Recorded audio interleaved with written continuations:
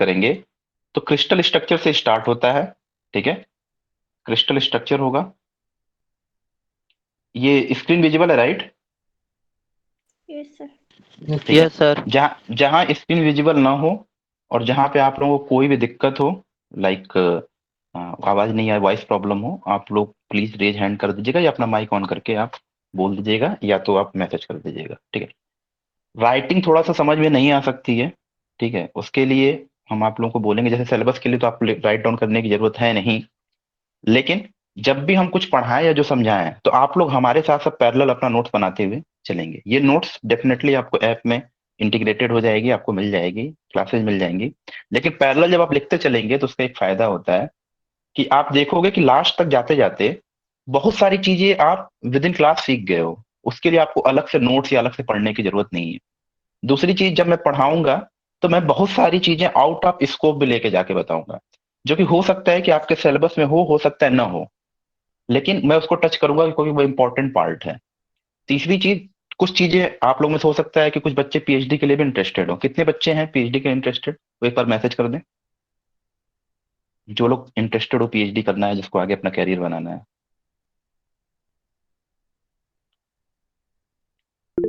कोई इंटरेस्टेड नहीं है पीएचडी के लिए? अच्छा, अभी मैसेज आ रहा है। प्रशांत तिवारी, कृष्णा गुप्ता, ठीक है। तो जो जितने लोगों ने बोला है, मैसेज किया है, तो वैसे लोगों को भी देखिए, आगे की जो रिसर्च लाइफ है वो क्या है, इसके बारे में भी हम बीच बीच में या विद इन क्लास हम थोड़ा बहुत डिस्कस करते रहेंगे। तो कुछ बच्चे ऐसे हो सकते हैं जिनको केवल एमएससी करना है, तो वो थोड़ा सा इरिटेट नहीं होंगे, क्योंकि ये सब चीजें भी आपको जाननी चाहिए कि आगे क्या कर सकते हैं, आगे क्या अपॉर्चुनिटीज है। थोड़ा थोड़ा आप लोगों को चीजें बीच बीच में से जाननी चाहिए, उसके बारे में भी हम लोग टच करें। बाकी सिलेबस जो है जितना पढ़ाया जाएगा उससे एक क्वेश्चन ज्यादा नहीं आना है। सिलेबस को हम आउट ऑफ सिलेबस जाके भी टच करेंगे, उसकी टेंशन हमारी है, आपकी नहीं। जितना पढ़ाया जाए, जितना सिखाया जाए, उसको सीखिए।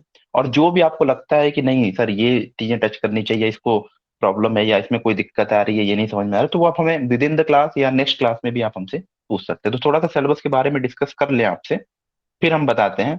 तो जो सिलेबस है वो क्रिस्टल स्ट्रक्चर है। इसके बाद अगर आप देखेंगे तो ब्रेविस लैटिस का टच होता है। उसके बाद मिलर इंडिसेज होता है। ब्रेविस लैटिस में बेसिस भी आ जाते हैं, तो वो बहुत बड़ी चीज नहीं, उसको एक साथ हम पढ़ा देंगे। मिलर इंडिसेज यहाँ से क्वेश्चन बनते ही बनते हैं, अब देखेंगे। इसके बाद एक्सरे डिफ्रैक्शन आ जाती है, यहाँ से क्वेश्चन बनते हैं, इसके बहुत सारे टेक्निक्स हैं। इसके बाद ब्रैक्स लॉ होगा शायद, यहाँ से 100% क्वेश्चन आएंगे, आप देख भी सकते हैं किसी भी पीवाईक्यूज में। ठीक है। ये जो सिलेबस है शायद इतना ही टच किया गया सॉलिड स्टेट फिजिक्स में, और इसमें सुपर कंडक्टिविटी को छोड़ दिया गया है। लेकिन जो सुपर कंडक्टिविटी है, हाँ एनीवन, कोई कुछ पूछ रहा है क्या? Semiconductor is also in syllabus. हाँ हाँ, बता रहे। सुपर कंडक्टिविटी जो है वो छोड़ दिया गया है। ओके। ये जो होता है, देखिए सॉलिड स्टेट फिजिक्स दो पार्ट में डिवाइड है, एक सेमीकंडक्टर डिवाइसेज एंड इलेक्ट्रॉनिक्स और दूसरा होता है बेसिक सॉलिड स्टेट फिजिक्स। तो इसके बाद जो टच करता है वो सेमीकंडक्टर वाले पार्ट में चला जाता है, जहां पे आपको इंट्रिंसिक एंड एक्सट्रिंसिक सेमीकंडक्टर होगा शायद। आप लोग देख लीजिएगा, जहां तक मुझे याद है यस ऐसा ही सर। शुरू होता है। ठीक है, आप लोग मिला सकते हैं इंट्रिंसिक एंड, इसको हम दो पार्ट में बांट देना, एक ये और एक ये। ठीक है। ये होता है, ये बहुत ही सिंपल चीजें हैं। ठीक है। इसके बाद आपको आता होगा वेरिएशन, दिखाया जाता है different different variation of resistivity होगी शायद, रजिस्टिविटी। With temperature. हाँ, with temperature, definitely with temperature. इसमें डिफरेंट डिफरेंट चीजें होती है, मेटल का कैसा होता है, सेमीकंडक्टर का कैसा होता है, ये सारी चीजें होती हैं। उसी में हो सकता है फर्मी एनर्जी भी पूछ दिया जाता है कभी कभी, कि फर्मी एनर्जी का लेवल क्या होता है, फर्मी लेवल क्या होती है। तो ये सारी चीजें चीजें भी सॉलिड स्टेट फिजिक्स में आती हैं। फिर इसके बाद इतना हो जाता है तो इसके बाद आ जाता है पीएन जंक्शन डायोड, जो डेफिनेटली पूरा पार्ट है इलेक्ट्रॉनिक्स का, जो आपको मुस्कान मैम टच करेंगी। ठीक है। तो ये पार्ट है। तो ये जो पार्ट है मैं पढ़ाऊंगा, उसके बाद जब जैसे ही आप पीएन जंक्शन डायोड पे जाएंगे तो वहां से मुस्कान मैम का पार्ट स्टार्ट हो जाता है। उनका वो जो स्टार्ट करती हैं वो पहले आप लोगों को कॉन्फिडेंस बनाएंगे। एक क्लास जो लेंगे वो डिजिटल इलेक्ट्रॉनिक्स का लेंगे, जो आप लोग पढ़ चुके हैं। और वहां से जो नंबर ऑफ क्वेश्चंस जो आते हैं, कम आते हैं या ज्यादा आते हैं, वो डिपेंड करेगा कि आपका लक कैसा है। तो वो पार्ट उनका है, वो पढ़ाएंगे। लेकिन इसमें जो पार्ट है मैं फिर से बता रहा हूँ कि ये तो टच करूंगा ही मैं। कुछ चीजें जो आपको आउट ऑफ सिलेबस भी बताऊंगा जो आपके लिए इंपॉर्टेंट है, और कुछ चीजें मैं रिसर्च ओरिएंटेड भी बताऊंगा। इसकी मैं गारंटी लेता हूँ कि थोड़ा सा आप थोड़ा भी इंटरेस्टेड हो अपने फिजिक्स को लेके, या थोड़ा सा भी इंटरेस्टेड हो एक सीट ग्रैब करने के लिए, तो आपको मेरी क्लास में, आई होप सो, आज तक तो ऐसा रहा है कि बच्चों को मजा आया है, और आई होप सो कि आप लोगों को मजा आएगा। तो मैं जब पढ़ाता हूँ तो मेरा कम्युनिकेशन ऐसा है कि बीच बीच में आपको बोरिंग नहीं लगी, हंसी मजाक चलती रहेगी। जस्ट लाइक मैं इतना बड़ा नहीं हूँ कि आपको बस एज ए टीचर ही पढ़ाऊंगा। You will feel like we are just a friend. और हम लोग बिल्कुल स्मूथ तरीके से क्लासेज को एंजॉय करते हुए पढ़ेंगे। बीच बीच में आपसे भी क्वेश्चंस होगा, आप हमसे भी क्वेश्चन कर सकते हैं। तो आई होप कि मेरी बातें क्लियर होगी। तो शुड वी स्टार्ट? बताइए। Yes sir. चलिए, यस सर। कॉपी पेन आप लोग उठा लीजिएगा। ठीक है, थोड़ा सा मजा आएगा आप लोगों को भी और हमें भी। जब क्वेश्चन पूछे जाएंगे तो आप बताइएगा, फिर हम बताएंगे। हम आपसे सीखेंगे और हम हमसे सीखिए। कोई भी टीचर जो ये बोले कि उसको 100% आता है, तो समझ लीजिएगा दुनिया का सबसे झूठा इंसान वही है। मैं हमेशा बोलता हूँ कि मैं भी आपसे सीखूंगा और आप भी हमसे सीखें। कुछ चीजें मैं आपसे ज्यादा जानता हूँ, कुछ चीजें आप हमसे ज्यादा जानते हैं। इट्स लाइक मैं हमेशा बोलता रहता हूँ कि keep learning and keep sharing your knowledge. जितने ज्यादा आप अपने नॉलेज को शेयर करेंगे। लास्ट टाइम में कुछ बच्चे ऐसे थे, जैसे तुषार करके एक बच्चा था, रितिका करके एक लड़की थी, जो कंटिन्यू टच में थे, हर्ष करके एक लड़का था, और आज देखिए वो काफी अच्छी जगह पे है। मैं भी जेएनयू में भी हूँ। 10 हम लोग लास्ट टाइम हमारे यहाँ 10 स्टूडेंट का सिलेक्शन जेएनयू में हुआ है, जिसमें से 7 लोगों ने जेएनयू को चूज किया, 3 ने बीएचयू को चूज किया। तो ये सारी चीजें हैं, चलती रहती हैं। जियो फिजिक्स में हम लोगों ने 9 से 10 सिलेक्शन दिए हुए हैं, और आई होप इस बार भी बच्चे अच्छे मिले हैं, क्योंकि हम लोगों ने क्रैश कोर्स थोड़ा जल्दी स्टार्ट कर दिया है। तो धीरे धीरे और बच्चे आएंगे, मुझे पता है। तो उसकी आपको टेंशन लेने की जरूरत नहीं है। जो डिले कर रहे हैं, तो हम मेरे पास टाइम इतना नहीं कि हम रिकवर भी कर पाए उतनी क्लासेज को। फिर भी we will try our best to start this thing. तो सुनिएगा, जहां पे भी डाउट होगा पूछिएगा, जहां पे हमें डाउट होगा हम आपसे पूछेंगे। दोनों लोग मिलके सीखा जाएगा। तो लेट्स स्टार्ट। पहला हेडिंग डालिए, क्रिस्टल स्ट्रक्चर। इसके पीछे की जो बेसिक चीजें वो मैं बताऊंगा, फिर से स्टार्ट करूंगा। साथ साथ लिखते रहिएगा। जहां राइटिंग समझ में नहीं आएगी वहां आप हमसे पूछ सकते हैं। लड़कों की राइटिंग वैसे भी खराब होती है, आई होप कि बॉयज विल एग्री। गर्ल्स की राइटिंग काफी अच्छी होती है। तो देखिए, सबसे पहले इसके पीछे की बेसिक समझते हैं कि है क्या ये। तो आप लोग जानते हो जो मैटर होता है, हेलो सर। कितने लोगों ने मैटर सुना है?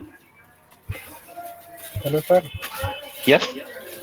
ये स्क्रीन फिक्स हो सकता है क्या सर? मतलब कोई स्क्रीन बोलता फिक्स। है तो उसका आ जाता है, जैसे आप पिन किए ना, हम्म। ऐसा कुछ हो सकता है? अ, कोई बोलता है तो आ जाता है। तो आप केवल माइक्रोफोन को ऑन रखिए। ठीक है, एक्सटर्नल ऑडियो को ऑफ कर दीजिए, या थोड़ा बहुत जो आ रहा है आने दीजिए, कोई इशू नहीं है। ठीक है। तो मैटर आई होप कि सभी लोग जानते होंगे क्या होता है मैटर। एनीवन?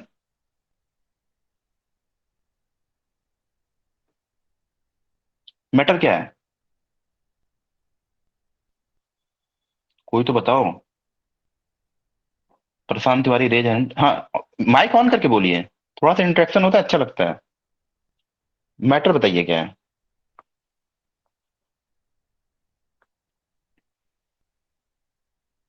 मेरी वॉइस आ रही है या नहीं? Yes sir. सर जो स्पेस को ऑक्युपाई करे, हाँ, वेरी जैसे गुड। उसमें सॉलिड लिक्विड एंड गैस है, वेरी गुड। तो मैटर कुछ नहीं उसका है। कुछ मास मैटर नहीं एक, होता है। हाँ, एक ऐसी चीज है जिसके अंदर दो चीजें कंटेंट होती हैं। पहला, उसके अंदर मास होता है, और दूसरा कोई वो स्पेस को क्या कर दे, ऑक्यूपाई कर दे। राइट। ये सबने सुना है। अब सबने ये भी जाना है कि जो मैटर होते हैं जनरली, जो हमने पढ़ाया है गया है अभी तक, वो 3 टाइप्स के होते हैं: सॉलिड, लिक्विड, गैस। साथ साथ लिखते चलिएगा, और जहां पे दिक्कत होगी बताइएगा। ये तो हम लोगों ने पढ़ा है क्लास 12 तक, या बीएससी तक में भी आप लोगों को पढ़ाया गया। बीएससी में हो सकता है कुछ चीजें आप लोग जान भी गए हों। तो केवल यही चीजें नहीं है, दो और चीजों की परसेप्शन दिया गया था, अगर आपको ध्यान होगा तो, या आपने कहीं किसी बुक से पढ़ा होगा तो। केवल यही मैटर में 3 चीजें नहीं आती, 2 चीजें और आती हैं। एनीवन? प्लाज्मा। प्लाज्मा। प्लाज्मा आता है, वेरी गुड। और कुछ? Sir both Einstein condensation. Bose Bose Einstein Einstein condensation. Condensation आता है।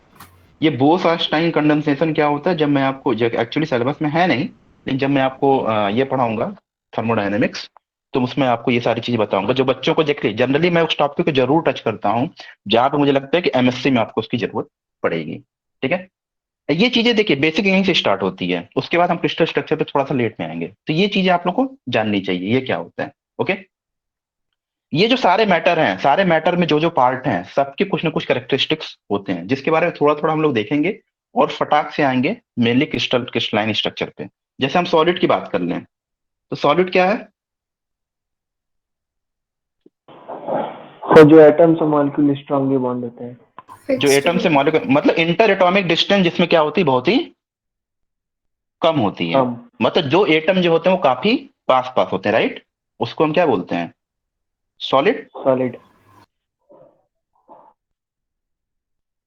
तो इसको हम क्या कर लेते हैं, ये होता है इसमें पहला case, inter atomic distance is very low, right. मतलब ये क्या होते हैं, रेगुलर पैटर्न पे भी होंगे, स्ट्रांगली अटैच्ड होंगे, और इंटर एटॉमिक डिस्टेंस आपकी क्या होगी, बहुत ही कम होगी। और इनके बीच का जो फोर्स ऑफ अट्रैक्शन होगा वो कितना होगा, ज्यादा होगा या कम होगा? ज्यादा होगा। ज्यादा वेरी होगा। गुड। फोर्स ऑफ अट्रैक्शन क्या होगा, म्यूचुअल। इसको ऐसे लिखिए, देखिए सबका अपना लैंग्वेज है पढ़ाने का, सबका अपना लैंग्वेज है सीखने का, ठीक है। जनरली मैं ऐसे लैंग्वेज में लिखता हूँ जो आप लोगों को इजीली समझ में आ जाए। तो mutual force force of of attract attraction.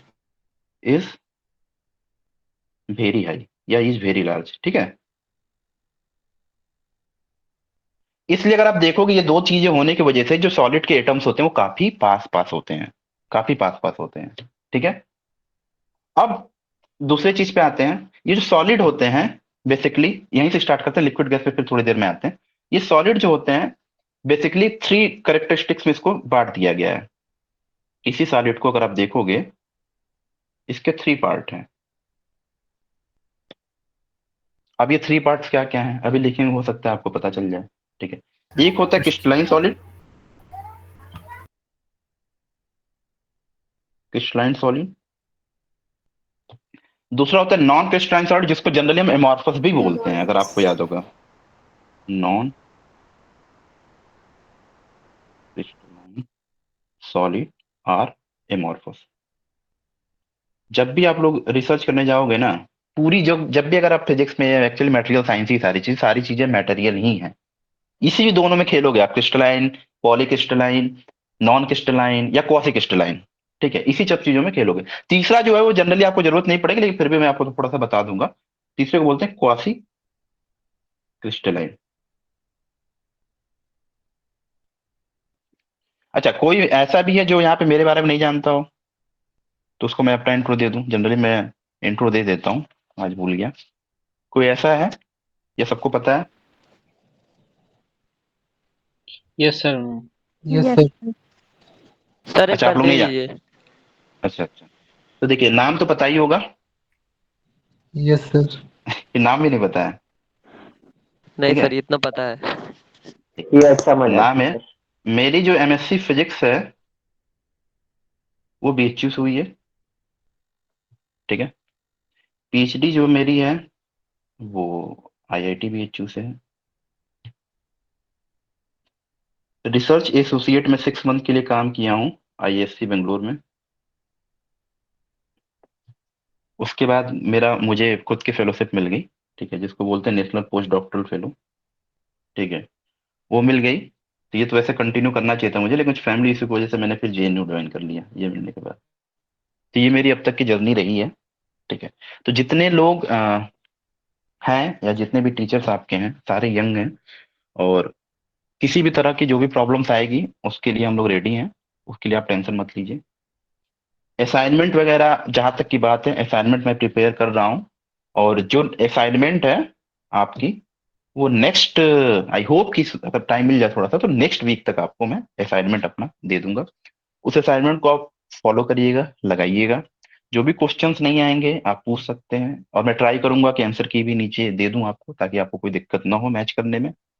और उसको आप फॉलो करिए। क्लास में मैं बहुत सारे प्रॉब्लम्स कराऊंगा, पहला क्लास है तो थोड़ा सा आज मैं लाइट लेता हूँ क्लास, कि बहुत ज्यादा आपको दिक्कत ना हो। जनरली वीकेंड पे क्लास रहती है तो आपको पता होगा कि मैं लंबी क्लासेस लूंगा, 2 आवर्स तो मिनिमम मान लीजिएगा, लास्ट टाइम तो 3 3 आवर्स की थी, तो उसको मैं 2 आवर्स का करूंगा। लेकिन जो जो चीजें हम कराएंगे ना, वो आपको मजा आएगा, और आपको 2 आवर्स कब निकल जाएगा आपको पता भी नहीं चलेगा। I hope so, last time तक तो यही रहा है, इस बार का हमें नहीं पता। तो ये है मेरी sir qualification. Assignment sir assignment के असाइनमेंट, अंदर नीचे आंसर की हो तो वो सही रहेगा सर।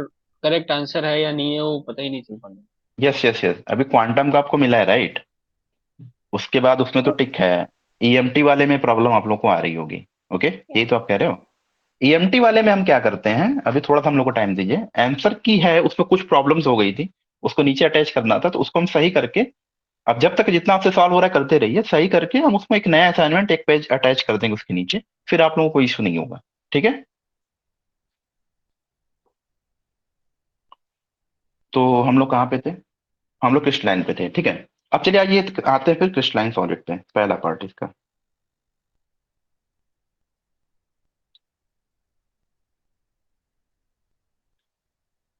अब ये क्रिस्टलाइन सॉलिड क्या होते हैं? ठीक है, इसमें होता है periodic arrangement of atom. Atoms बोलते हैं, किसी किसी बुक में मॉलिक्यूल्स बोला होगा, तो उससे घबराइएगा मत। किसी किसी बुक में मॉलिक्यूल्स लिख देते हैं, किसी किसी बुक में आयंस भी लिख देते हैं, तो वो कुछ नहीं है, सारी चीजें एक ही हैं। ठीक है, तो ये क्या होता है, पीरियोडिक अरेंजमेंट होता है क्रिस्टलाइन में। अगर हम यही एमॉर्फस की बात करेंगे ना, तो नॉन पीरियोडिक अरेंजमेंट हो जाता है। पीरियोडिक अरेंजमेंट का कहने का मतलब, जैसे मान लीजिए एक मॉलिक्यूल ऐसे है, तो दूसरा मॉलिक्यूल मान लीजिए ए डिस्टेंस पे, तो तीसरा मॉलिक्यूल भी ए डिस्टेंस होगा, चौथा भी ए पे, इसके नीचे वाला भी ए पे, तो ये होता है पीरियोडिक अरेंजमेंट। अभी बेसिस पे आएंगे ना, तो ये चीजें आपको और समझ में आएंगी। ठीक है, इसके कुछ प्रॉपर्टीज होते हैं, जैसे एक दो प्रॉपर्टीज आपको बता देते हैं, कि इनकेस कोई पूछे तो आप बता सकते हैं, आपको कुछ चीजें भी पता भी होंगी। ठीक है, अब तो एक पीरियोडिक अरेंजमेंट मैंने पहले ही लिख दिया है, ये भी एक प्रॉपर्टी के अंदर आता है। ठीक है, इसकी जो जो भी क्रिस्टलाइन सॉलिड होते हैं, इसकी जो मेल्टिंग पॉइंट होती है वो काफी शार्प होती है। तो मीन सीएस का मतलब क्रिस्टलाइन सॉलिड, ठीक है शार्प मेल्टिंग पॉइंट। सभी लोग लिख रहे हो या नहीं लिख रहे हो? Yes sir. लिखते रहिए थोड़ा, हाँ थोड़ा सा लिखते रहिए, सही रहेगा। इसके पास क्या होता है, शार्प मेल्टिंग पॉइंट होती है। ठीक है,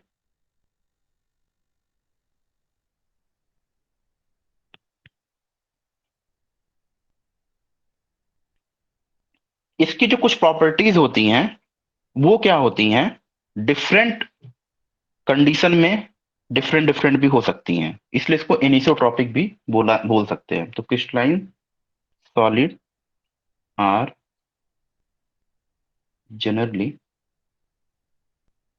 एनिसोट्रॉपिक। इसका मतलब हम समझा देते हैं आपको क्या होता है। इसका मतलब ये होता है कि मतलब जितने भी क्रिस्टलाइन सॉलिड हैं, उनकी जैसे मान लीजिए कुछ फिजिकल प्रॉपर्टीज है। फॉर एग्जांपल कंडक्टिविटी ले लीजिए। कंडक्टिविटी में आपको पता है कि थर्मल कंडक्टिविटी हो सकती है। ठीक है, एक्सपेंशन हो सकते हैं। ओके, इसका रिफ्रैक्टिव इंडेक्स ले लीजिए।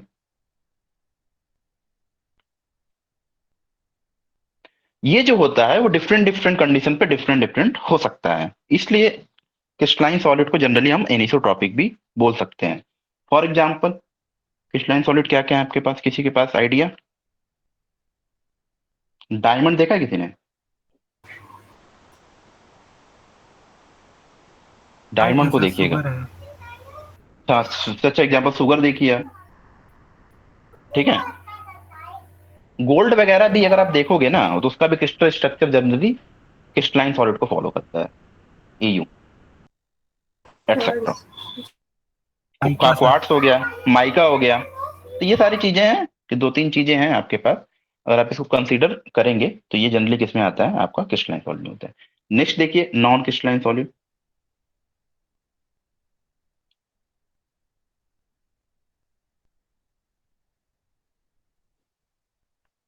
अब नॉन क्रिस्टलाइन सॉलिड क्या है? ये पीरियोडिक अरेंजमेंट को या रेगुलर मूवमेंट को फॉलो नहीं करते हैं। इसको जनरली क्या बोलते हैं, एमॉर्फस भी आल्सो कॉल्ड। एमॉर्फस तो पता होगा ना आप लोगों को। Yes sir. Hmm, also called amorphous. ठीक है, तो इसके अंदर जो आपके एटम्स हुए, मॉलिक्यूल्स हुए, आयंस हुए, ये सारे क्या होते हैं, जो इनका अरेंजमेंट होता है इरेगुलर होता है। Irregular arrangement.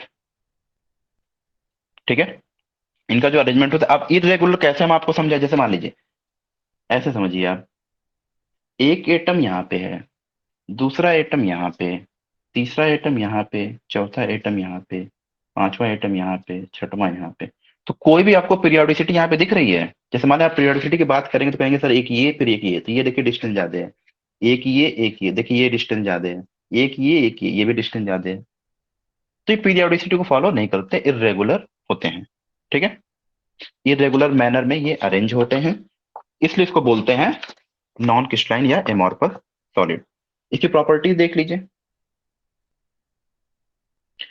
ऐसे जो नॉन क्रिस्टलाइन, पहले देखिए एक का तो जस्ट अपोजिट भी कर सकते हैं। अगर क्रिस्टलाइन के पास शार्प मेल्टिंग पॉइंट है, इसके पास क्या होगी, दे जैसे non crystalline solid don't have sharp melting point. अच्छा ये बताइए शार्प मेल्टिंग पॉइंट क्यों इसका स्ट्रांग नहीं होता, anyone? So due to arrangement. Due to देखिए अरेंजमेंट तो है, वेरी गुड, लेकिन अरेंजमेंट जो है, जैसे मान लीजिए इनके पास दो, जैसे मान लीजिए दो क्रिस्टलाइन सॉलिड है, ठीक है, तो इरेगुलर अरेंजमेंट में है, तो इनके बीच का जो बॉन्ड होता है ना, वो ये जैसे एक के साथ मान लीजिए स्ट्रांग है, दूसरा एक दूसरे दूर पे है, तो ये इक्वली स्ट्रांग नहीं होता। जो बॉन्ड है इनके बीच का आर नॉट इक्वल स्ट्रांग। और जबकि पीरियोडिक अरेंजमेंट अगर आप देखोगे तो जो क्रिस्टलाइन सॉलिड होते हैं, अगर यहाँ पे आप ध्यान से देखिए, तो इनके बीच का जो बॉन्ड है वो स्ट्रांग रहता है हमेशा, इसलिए इसके पास शार्प मेल्टिंग पॉइंट होती है। क्लियर है? अब इसके दूसरा पॉइंट लिख लीजिए, जो वो होता है वो एनिसोट्रॉपिक होता है, और जो एमॉर्फस है या नॉन क्रिस्टलाइन सॉलिड है, amorphous oblique non crystalline solid, ये एनिसोट्रॉपिक नहीं होते, ये आइसोट्रोपिक नेचर के होते हैं, आर आइसोट्रोपिक। इसका मतलब क्या होगा कि जो भी इसकी फिजिकल प्रॉपर्टीज है वो सब के सब डायरेक्शन में वो क्या होंगी, सेम होगी, उसमें चेंजिंग आपको नहीं मिलेगी। क्लियर है? हाँ या ना बताइए। Yes. Yes sir. अच्छा सर, ठीक कह है, रहे हैं प्लास्टिक किस में आता है, नॉन क्रिस्टलाइन में या फिर बहुत क्रिस्टलाइन? बहुत सही। एनीवन? नॉन। तो सर अच्छा, क्यों, कुछ बता सकते हैं इसमें क्या है? हाँ जिसने नॉन बोला एक बार उससे ही पूछ लें, क्यों? सर क्योंकि सर जिसका फॉर्मूला नहीं होता उसमें उसको NCS में रखते हैं, जिसका फॉर्मूला होता है उसको क्रिस्टलाइन में रखते हैं, ऐसे देख क्या? सकते हैं जर्नली। नहीं नहीं समझा नहीं। तो जैसे किसी का फॉर्मूला है, जैसे जैसे NaCl, जिसका का फॉर्मूला होता है उसको क्रिस्टलाइन में जर्नली रखते हैं। इसका प्लास्टिक का कोई फॉर्मूला नहीं है, सर कुछ लिख नहीं पाएंगे शायद अच्छा, इसको हम आपको। सर उसको कंडेंसेशन में रखेंगे। और दूसरा दूसरा आ गया कंडेंसेशन में। चलिए आप बताइए क्यों रखेंगे इसमें। सब पॉलीमर है ना, तो ओके, और कोई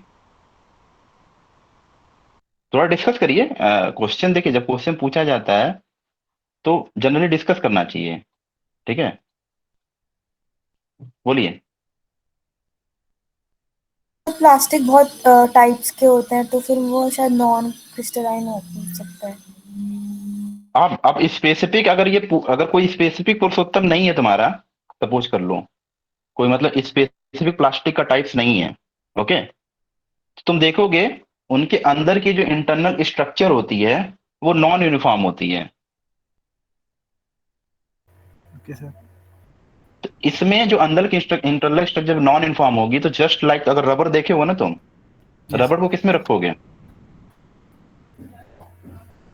क्रिस्टलाइन में। में या एमॉर्फस में, मतलब नॉन क्रिस्टलाइन में? तो उसको भी आप किस में रखेंगे, नॉन क्रिस्टलाइन में रखेंगे। Yes sir. Yes sir.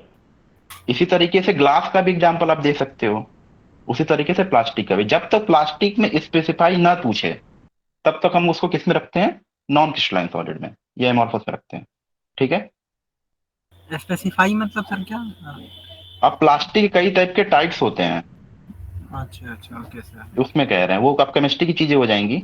ठीक है, उसमें ज्यादा डिटेल नहीं जाते हैं अभी के लिए, बस इतना समझ लीजिए कि इसको इसमें रखते हैं। ओके, सर देन ये पार्शियली क्रिस्टलाइज भी तो हुआ ना।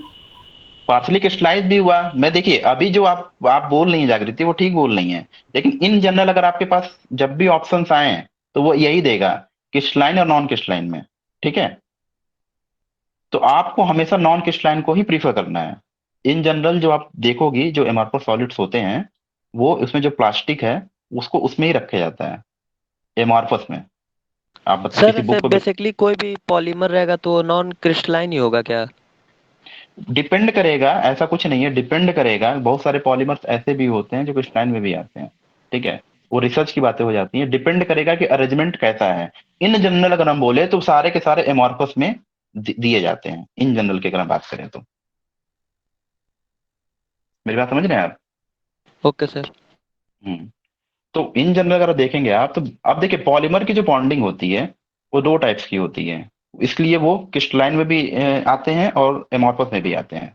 ठीक है, और कई सारी चीजें जैसे जागृति अभी बोल रही थी, उस सब चीजों को बोलते हैं सेमी क्रिस्टलाइन, मतलब आधा क्रिस्टलाइन भी है और आधा एमॉर्फस भी है। ओके, दोनों का मिक्सचर हो जाता है, इसलिए उसको सेमी क्रिस्टलाइन भी बोल सकते हैं। राइट? यस क्लियर हुआ सबको, या अभी डाउट है तो फिर और थोड़ा डिस्कस करें इसमें, या आगे बढ़े? क्लियर है सर। ठीक है, अब जो ये क्रिस्टलाइन की बात कर रहे हैं, ये क्रिस्टलाइन जो होते हैं दो टाइप्स के होते हैं। ठीक है, ये जो क्रिस्टलाइन है आपके,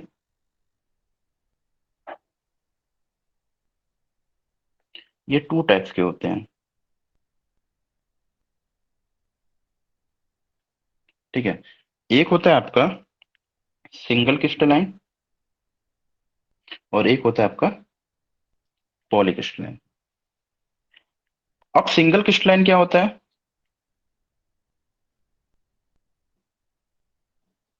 इससे हो सकता है may be, I don't know कि पूछा जाए कि नहीं, लेकिन आपको जानना चाहिए। सिंगल क्रिस्टलाइन क्या होता है आपका? पीरियोडिसिटी एक्सटेंड कर सके।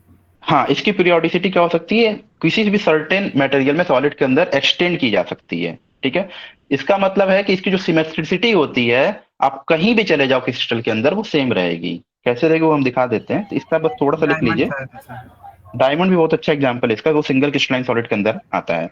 इसमें क्या होता है, इसकी जो पीरियोडिसिटी होगी,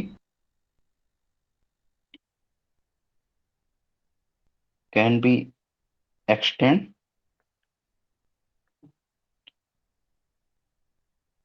through out the material. Single या मोनो, इसका मतलब एक ही क्रिस्टल है। ठीक है, इसका मतलब ये हुआ कि जो सिंगल क्रिस्टल की जो सिमेट्री होती है, symmetry symmetry will be through out the crystal. जो सिमेट्री होगी वो पूरे के पूरे क्रिस्टल में सेम होगी। जैसे हम एग्जांपल का, किसी ने डायमंड बोला था, तो डायमंड देख लीजिए आप। अब होता कैसा है, जैसे मान लीजिए एक ही होगा, आप लोग सही से बना लीजिएगा। ठीक है,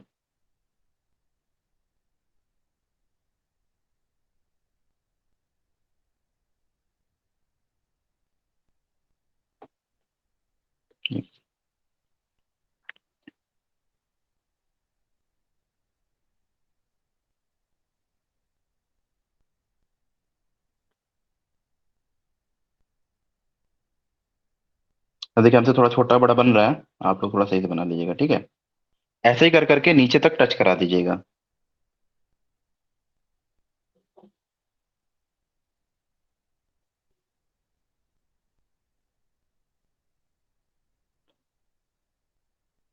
एंड सो ऑन। ठीक है, इसी तरीके से सिमेट्रिसिटी आपको क्रिस्टल के अंदर मिलती जाएगी, इसलिए इसको क्या बोलते हैं आपको, सिंगल क्रिस्टलाइन। ये थोड़ी थोड़ी चीजें हैं, मेन चीज तो अभी थोड़ी देर में आएगी। सेकंड देखिए पॉलीक्रिस्टलाइन।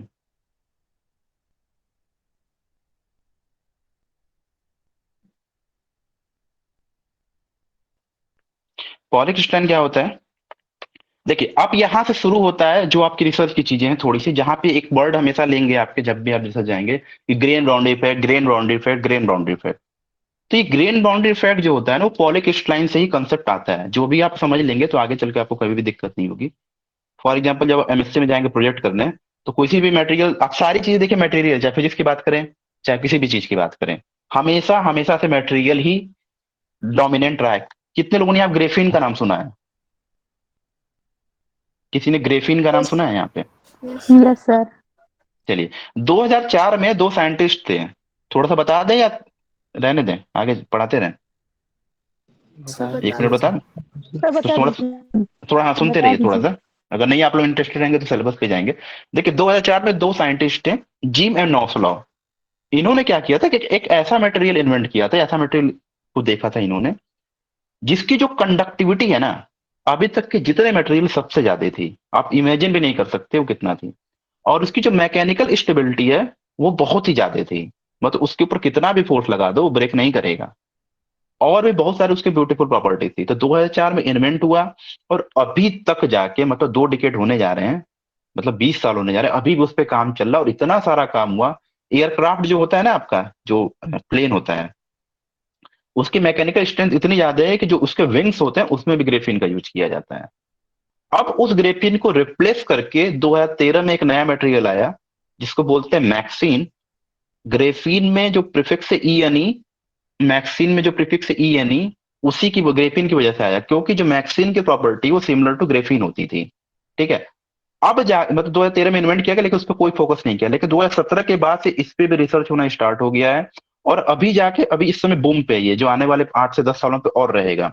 हो सकता है कि इन फ्यूचर ये ग्रेफीन को भी रिप्लेस कर दे। तो मटेरियल साइंस एक ऐसी ब्रांच है कि हर 2 डिकेड पे या 1 डिकेड पे कोई ना कोई एक ऐसा नया नया मटेरियल आएगा जो पूरे सोसाइटी के लिए बेनिफिशियल होगा। और रिसर्च होने की वजह से बहुत सारे जो प्रैक्टिकल एप्लीकेशंस होते हैं वो आपके सामने होते हैं। सभी लोग यहाँ मोबाइल यूज करते हो, राइट? तभी आप यहाँ पे ज्वाइन किए हो। आपको पता है कि मोबाइल के अंदर ट्रांजिस्टर लगे होते हैं? किसी को पता है? Yes.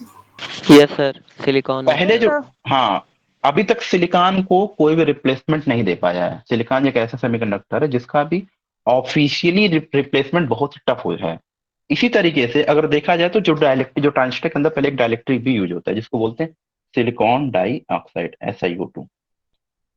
इसमें क्या होता है, इसका जो एनर्जी बैंड गैप है, पहले डाइलेक्ट्रिक और सेमी डाइलेक्ट्रिक और इसको क्या इंसुलेटर में डिफरेंस पता है आप लोगों को? एनीवन? इंसुलेटर, दोनों सेम है क्या? No sir. क्या होता है डिफरेंस फिर, इसका बताइए आप।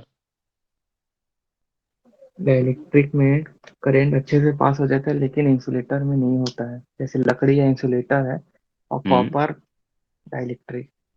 कॉपर डाइलेक्ट्रिक है? नो सर, वो कंडक्टर है। तो डाइलेक्ट्रिक क्या है फिर? कोई है यहाँ पे जो बताएगा हमें? डाइलेक्ट्रिक सर कंडक्टर और इंसुलेटर के बीच में आता है। सही है, सपोर्ट करता है इलेक्ट्रोस्टैटिक फील्ड को, बट फिर भी पुअर कंडक्टर है। ओके। इंसुलेटर जो है वो रेसिस्ट करता है फ्लो ऑफ कंडक्टिविटी करंट को। परफॉर्म करता है। हम्म। अभी तक कोई भी सेटिस्फैक्टरी आंसर नहीं मिला मुझे, मतलब मिला है, क्लोज है आप लोग, लेकिन बहुत ही ज्यादा सेटिस्फैक्टरी इंसुलेटर आंसर का नहीं दे काम है कि मतलब इलेक्ट्रिक करंट को रेजिस्ट करता है, रोकता है, और डाइलेक्ट्रिक में सर मतलब स्टोर कर लेता है इलेक्ट्रिक चार्ज को। पाया। वेरी गुड, यही सुनना चाह रहा। देखिए डाइलेक्ट्रिक और इंसुलेटर में बेसिक डिफरेंस यही है। ठीक है। डाइलेक्ट्रिक जो होता है चार्ज सेपरेशन करता है, मतलब डाइलेक्ट्रिक जो होता है एक आपको कैरियर प्रोवाइड का, एक पास प्रोवाइड करा देता है कि अगर उसके आप सेमीकंडक्टर डाल दें तो वो क्या करेगा, उसके फ्लो को बढ़ा देगा, जो कि इंसुलेटर में पॉसिबल नहीं है। याद रखे रहिएगा, इसमें चार्ज पोलराइजेशन होता है डाइलेक्ट्रिक में, इसकी ब्यूटीफुल प्रॉपर्टी यही है। और इंसुलेटर में ये चीजें नहीं होती हैं। That is the basic difference between dielectric and semiconductor.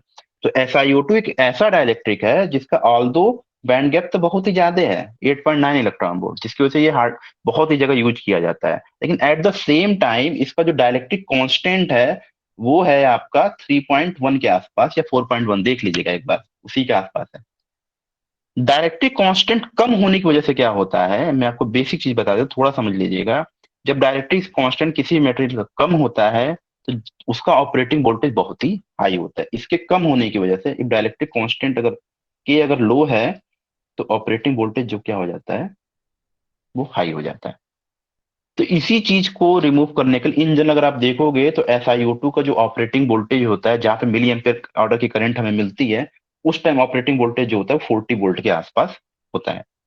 इसको 2007 में एक रिसर्च हुई, एक नया डाइलेक्ट्रिक आया जिसको बोलते हैं हाफनिया HFO2। इसको सैमसंग ने रिप्लेस कर दिया है, एक पेटेंट किया था एक रिसर्चर ने।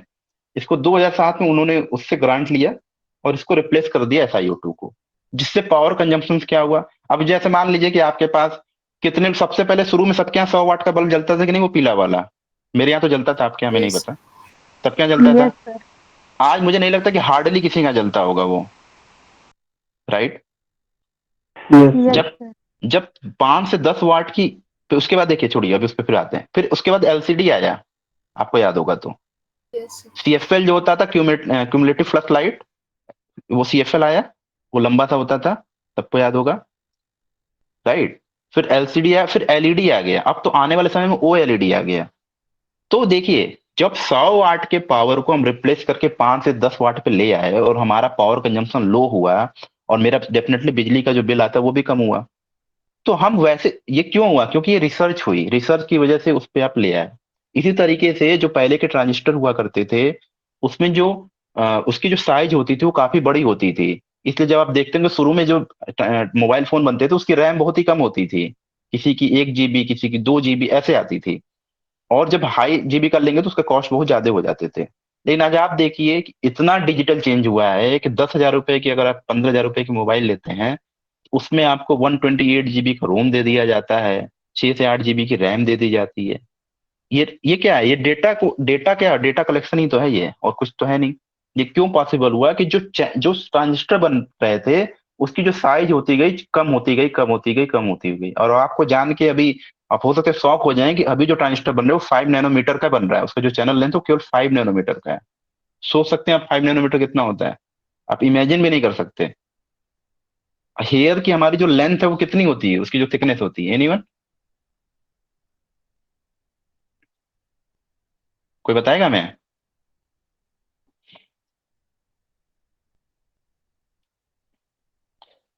नहीं आ रहा तो ये भी बोल दो, आ रहा है तो वो भी बोल दो। नहीं याद है सर। नहीं यार सर। नहीं याद है यार, जानते ही नहीं हो। जानते ही नहीं। सर जानते नहीं है। ये अच्छा है ना कि नहीं याद क्या होता है, ठीक है। मतलब सभी लोगों को नहीं पता है। सर 0.003 इंचेस होता है। 0.003 इंचेस। हाँ अच्छा, 3 इंचेस मे भी सर। गूगल करे, गूगल माइक्रोमीटर में करे। तो शायद नापा जाता है सर। सर माइक्रोमीटर में होगा ना। हम्म। हाँ सर। तो सुनिए, इसका मतलब समझिए, बेसिक चीज समझिए। थोड़ा सा हम आउट ऑफ सिलेबस आ गए हैं, 10 मिनट लग गया है, लेकिन ये चीजें आई होप कि आप लोगों के लिए बेनिफिशियल होगी। कल के दिन अगर आपसे कोई पूछे तो आप बता भी सकते हो। तो जब ये चेंज होता है ना साथ, जब जैसे मान लीजिए पहले बहुत ही बड़ी साइज थी, इतने बड़े ट्रांजिस्टर में डेटा को स्टोर किया जा रहा था, तब आपका एक मोबाइल फोन, सब कुछ करिए, मोबाइल फोन बन रहा था। अब इसके अंदर 100 ट्रांजिस्टर आ गए, इसी के अंदर इतने ही बड़े साइज में। तो सोच लिए कितना बड़ा चेंज हुआ है टाइम के साथ। तो ये सारा कमाल किसका है? ये सारा कमाल मटेरियल का है, मटेरियल साइंटिस्ट का है, जो नए नए मटेरियल उसकी प्रॉपर्टीज को इन्वेंट करते हैं। और आप जो भी इंडस्ट्री पर्सन है उसको देते हैं कि भाई ये मटेरियल यूज करो, और वो यूज होता है तब जाके ये सारी चीजें आपको मिलती हैं। तो आई होप कि ये आपको समझ में आया होगा। नेक्स्ट चलते हैं हम लोग पॉली क्रिस्टलाइन पे, ठीक है। तो डायरेक्टली सेमीकंडक्टर थोड़ा सा हुआ आपको, आपके बाद थोड़ा सा मोबाइल का ट्रांजिस्टर के बारे में पता चला। अब पॉली क्रिस्टलाइन के बारे में हम बताते हैं आपको। पॉली क्रिस्टलाइन क्या होता है? हाँ, इसमें हम ये बता दिए कि ये चीजें जनरली आपके MSc प्रोजेक्ट में या जब PhD करने जाओगे तो पूछी जाएंगी, ठीक है। अब जैसे मान लीजिए कि बहुत सारे, एक minute, when we have ample amount of small crystal. Small crystal करेंगे मतलब जैसे मान लीजिए कोई क्रिस्टल इतना बड़ा था आपके पास, सपोज करो, ठीक है। और इसी क्रिस्टल को हम 10 पार्ट में डिवाइड कर दिए, तो ये एक ही क्रिस्टल के कितने पार्ट हो गए? 10 पार्ट हो गए, हाँ या ना? यस। Yes sir. तो जब जब आपके पास देखिए, जब आपके पास ही बहुत ही एम्पल अमाउंट मतलब लार्ज अमाउंट में आपके पास बहुत सारे छोटे छोटे क्रिस्टल होते हैं, इन जनरल हम उसको मैटेरियल साइंस के लैंग्वेज में क्या बोल देते हैं, ये सब चीज कहलाती है ग्रेन्स। क्या बोलते हैं? इसको बोलते हैं ग्रेन्स। ठीक है। और ये जो ग्रेन्स होती हैं, इसकी जो शेप होती है वो डिफरेंट होती है, इसकी जो साइज होती है डिफरेंट होती है। पॉली का मतलब आपको समझ में आ रहा है? पॉली का मतलब एक से ज्यादा चीजें हैं आपके पास। ठीक है। अब जब ये जो ग्रेन्स होती हैं, जैसे मान लीजिए दो ग्रेन्स या दो से ज्यादा ग्रेन्स, ठीक है, तो जिस इंटरफेस से एक दूसरे से सेपरेटेड होती हैं उसको बोलते हैं हम लोग ग्रेन बाउंड्री। तो जब भी आप उसमें जाएंगे एमएससी प्रोजेक्ट में या पीएचडी में, हाँ बार बार ये नाम लिया जाएगा कि ग्रेन बाउंड्री इफेक्ट क्या है, ग्रेन बाउंड्री इफेक्ट क्या है। तो आपको टीचर को ये बताना है कि जब सर पॉलीक्रिस्टलाइन में जब हमारे पास बहुत ही लार्ज अमाउंट में छोटे छोटे क्रिस्टल आ जाते हैं उसको ग्रेन्स बोलते हैं सर। और जो ग्रेन्स होती है सर वो डिफरेंट शेप्स की हो सकती है, डिफरेंट साइज की हो सकती है, डिफरेंट ओरिएंटेशन में हो सकती है। तो जब दो ग्रेन्स या दो से ज्यादा ग्रेन्स एक दूसरे से किसी जिस इंटरफेस से सेपरेटेड होती हैं उस इंटरफेस को हम क्या बोलते हैं? ग्रेन बाउंड्री बोला जाता है। और इस तरह के जो क्रिस्टल कहलाते हैं वो क्या कहलाते हैं? Polycrystalline crystal. समझ में आया ये बात? यस। अब इसको थोड़ा सा बना भी लीजिए कि कैसे बनेगा, देखिए।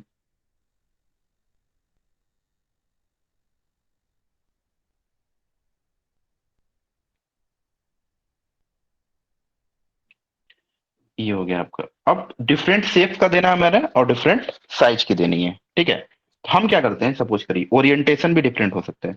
एक ओरिएंटेशन हम ऐसा दिखाते हैं, तो इधर वाले इंटरफेस पे इस टाइप के आपके पास सपोज करिएगा। ठीक है। इस ओरिएंटेशन पे मेरे पास एक पर्टिकुलर साइज के छोटे छोटे क्रिस्टल इकट्ठा हुए थे।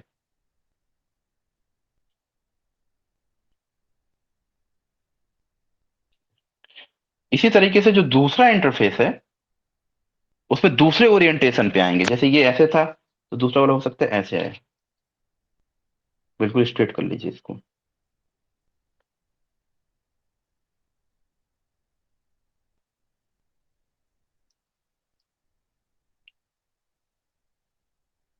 तो ये दूसरा ओरिएंटेशन था आपका, हो सकता है आपके पास इस तरह का इंटरफेस मिले। तो ये एक ग्रेन बाउंड्री ये हो गई।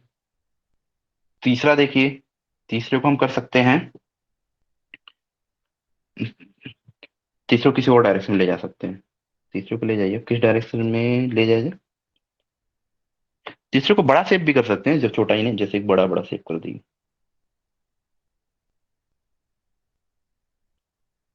तो डिफरेंट शेप और डिफरेंट साइज के भी तो हो सकते हैं। थोड़ा आप लोग एक उससे बना लीजिएगा। तो एक ग्रेन बाउंड्री आपकी ये हो गई, एक ग्रेन बाउंड्री देखिए ये हो गई। और लास्ट में फाइनली आपको जिस साइज या शेप का बनाना है उसका डायरेक्शन आप सेम कर दीजिए। लास्ट में आप डायरेक्शन कर लीजिए बिल्कुल ऐसा स्ट्रेट। इसके बारे में थोड़ा सा और जब क्लास लेंगे तो बताएंगे कि इसका बेनिफिट्स क्या है, क्यों इसके पीछे लोग इतने पागल हैं, और क्या ग्रेन बाउंड्री का इफेक्ट होता है क्रिस्टल के अंदर। ठीक है। ये समझ में आ गया आप लोगों को? हाँ या ना? Yes sir. Yes sir. चलिए, ये थोड़ा सा बेसिक चीजें आप दे दिए। अब स्टार्ट करते हैं जहां से सिलेबस आपका स्टार्ट है। ठीक है। उस पे आने से पहले स्पेस लैटिस का थोड़ा सा हम आपको कंसेप्ट दे देते हैं। ये आपका बन गया। अब आइए next, space lattice.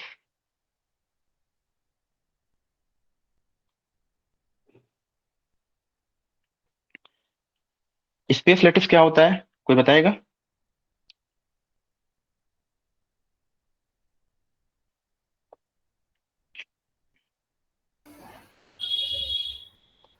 Sir points को मतलब रिप्रेजेंट करने के लिए जैसे 3 डायमेंशन में है जो यूज किया जाता है वही स्पेस लाइटिस कहलाता है। ओके। 3 डायमेंशन में होता है, 2 डायमेंशन नहीं हो सकता? हो सकता है 2 डायमेंशन भी हो सकता है। ठीक है। तो जो स्पेस लैटिस क्या है लिखते जाइए। लिखिएगा space lattice is an arrangement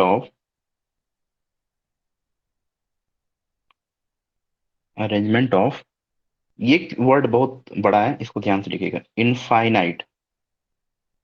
infinite number of imaginary point infinite number of imaginary point space in space where where each point have identical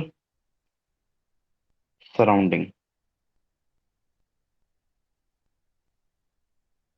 where each point have identical surround. इसमें दो चीजें मैं बार बार बोल रहा हूँ, कहाँ पे आपको मार्क करना है, कैसे पढ़ते हैं ये भी समझ लीजिए।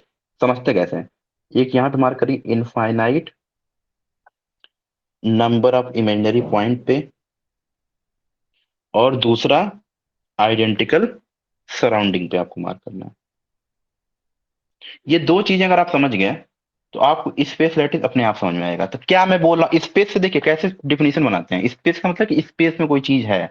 लैटिस हमें समझना है, स्पेस लैटिस दोनों मिला के क्या होता है। स्पेस लैटिस कुछ नहीं है, ये एक अरेंजमेंट होता है इमेजिनरी पॉइंट का, जो पॉइंट हम देख भी नहीं सकते हैं, इमेजिनरी पॉइंट है, जहां पे हर एक पॉइंट के पास, मतलब ऊपर नीचे लेफ्ट राइट हर जगह आइडेंटिकल सराउंडिंग होता है, मतलब सेम चीजें वो फील करता है। ठीक है। अब कैसे फील करता है देखिए, अब ये सबने लिख लिया होगा आई होप सो।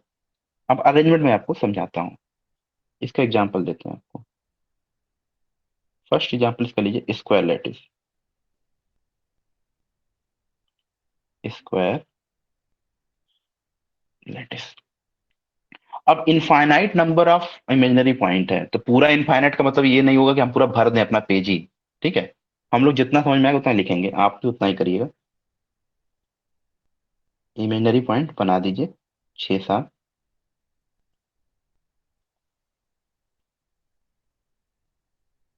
थोड़ा ध्यान दीजिएगा कि बीच के जो डिस्टेंस है थोड़ा सा गड़बड़ लग रही है, 1 मिनट। थोड़ा सा आइडेंटिकल डिस्टेंस दे दीजिएगा, बल्कि कम ही पॉइंट बनाइए लेकिन आइडेंटिकल डिस्टेंस दीजिएगा।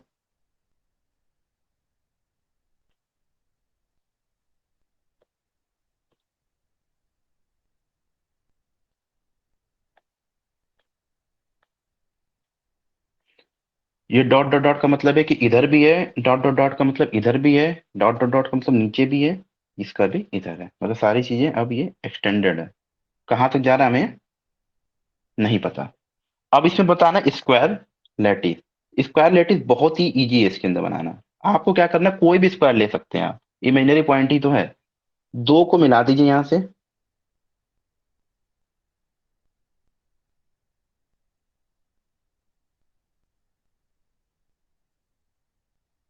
ये एक स्क्वायर बना या नहीं बना, बताइए। Yes sir. Yes sir. तो इसी तरीके से आप 3 को इधर लेके 3 को नीचे करके भी एक स्क्वायर बना सकते हैं। तो ये जस्ट रिप्रेजेंटेशन है, जैसे ये स्क्वायर लैटिस हम बना दिए। अब इसी में हम बात कर ले थोड़ा सा रेक्टेंगुलर लैटिस बनाने की। दूसरा एग्जांपल दे देते हैं आपको।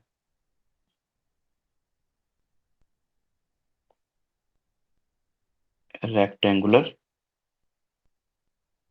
लैटिस, तो रेक्टेंगुलर लैटिस कैसे बनेगी, सेम चीज ले लीजिए। आप लोग बनाते जाइएगा, मैं थोड़ा सा कम पॉइंट लूंगा, आप पूरा पॉइंट में बना दीजिएगा। रेक्टेंगुलर में क्या होता है, लेंथ और ब्रेड्थ क्या होती है, सेम तो नहीं होती है ना, क्या होती है, नो। सेम तो होगी नहीं। इसको भी आप डॉट डॉट डॉट कर लीजिएगा अपने हिसाब से, मैं बस छोड़ दे रहा हूँ। आप रेक्टेंगुलर लैटिस है, चलिए एक और बना देते हैं, बीच में बनाने के लिए इजी रहेगा। उसमें क्या करना है, आपको रेक्टेंगल बनाना है, इसमें कुछ नहीं करना है। ये दो को मिलाइए,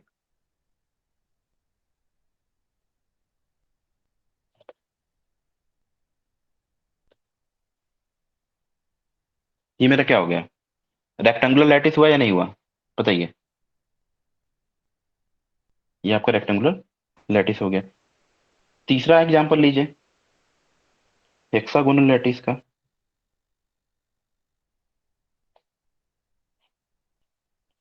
अब यहाँ पे थोड़ा सा दिक्कत होगी आपको बनाने में कि हेक्सागोनल लैटिस कैसे बनाए। तो infinite number of imaginary point है, हमें पता है, हम कुछ करेंगे थोड़ी। हम अब अरेंजमेंट इस टाइप का लेते हैं, क्योंकि हमें बनानी है ना हेक्सागोनल लैटिस। दूसरा अरेंजमेंट देखिए, ध्यान से देखिए कैसे बना रहे हैं।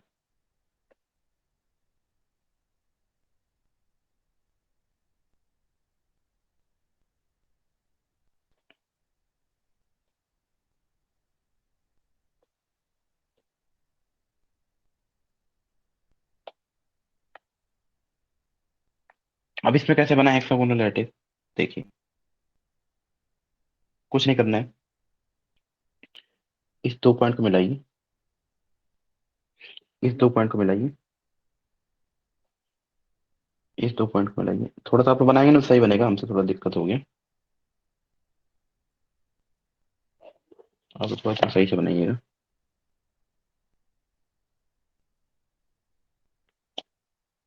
एक मिनट।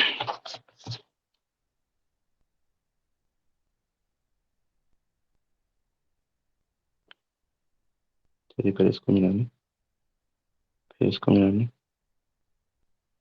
फिर इसको मिला लें। थोड़ा सही नहीं लग रहा है, एक इसको, इस पॉइंट को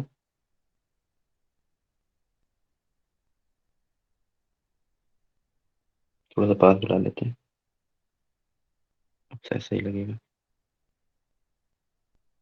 इसको इसमें लाइए।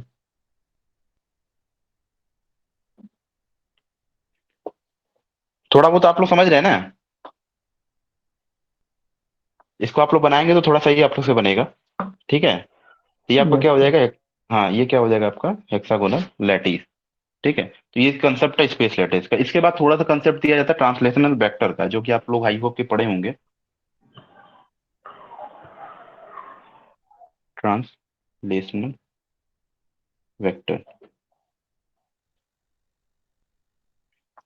जनरली ट्रांसलेशन वेक्टर में आप लोगों को बताया जाता है कि बहुत ज्यादा जो स्पेस लैटिस हैं उसमें हम लोग डिफरेंट डिफरेंट टाइप के ट्रांसलेशन वेक्टर बना सकते हैं। ठीक है, आप लोग पढ़ा होगा T1 equal to N1A N2B, याद है कि नहीं याद है बताइए। देखिए, जनरली जो ट्रांसलेशन वेक्टर होते हैं वो टू टाइप्स के होते हैं। एक प्रिमिटिव ट्रांसलेशन वेक्टर, ये टू टाइप्स के होते हैं। एक primitive translation vector,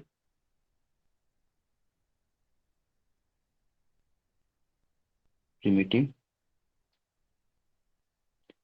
translation vector, और दूसरा जो होता है नॉन प्रिमिटिव। तो लेकिन जो प्रिमिटिव होता है उसके अंदर क्या होता है, जो आपके कंपोनेंट्स होते हैं N1 और N2 या N3 जो भी होगा, वो इंटीजर होते हैं। मेरी समझ में आ रही है आपको, जो कंपोनेंट्स होते हैं, अभी एक एग्जांपल से बता रहे हैं। ये N1 N2 जो भी डॉट डॉट डॉट है, ये क्या होते हैं यार, इंटीजर। कैसे होते हैं उसका सुनिए आप, देखिए थोड़ा सा, जहां नहीं समझ में आएगा पूछ सकते हैं। फिर से हम बहुत सारे पॉइंट्स ले रहे हैं, हम एक ही में सोच रहे हैं कि आपको सबको समझा देंगे, तो ज्यादा पॉइंट आप लोग बनाइएगा, इसी में सब समझा दूंगा मैं आपको, कई बार ना करना पड़े। थोड़ा सा ध्यान से आप लोग बनाइएगा।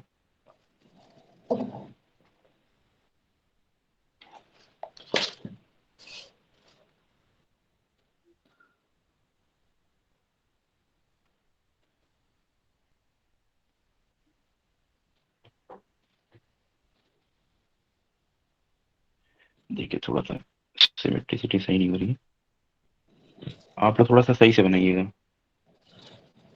मेरे में क्या है, मैं तो तुरंत रिमूव कर दूंगा रबड़ से, आप लोग तो नहीं कर पाओगे ना। फिर आप लोग हमें ही बोलोगे कि 10 बार इधर कर रहे हैं, 10 बार उधर कर रहे हैं।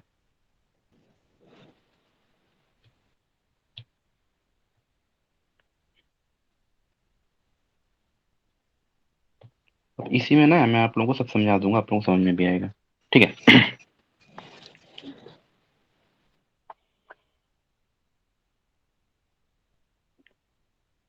अब देखिए हम इसमें बनाते हैं पहला वाला।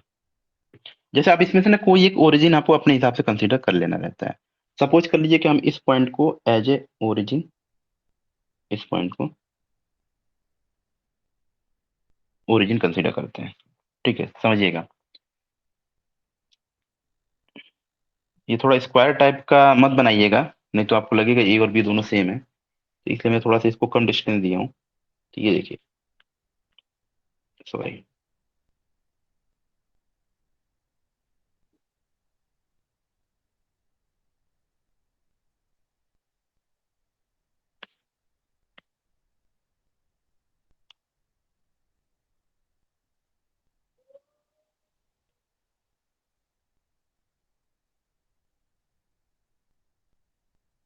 इसको ओरिजिन मान लीजिए,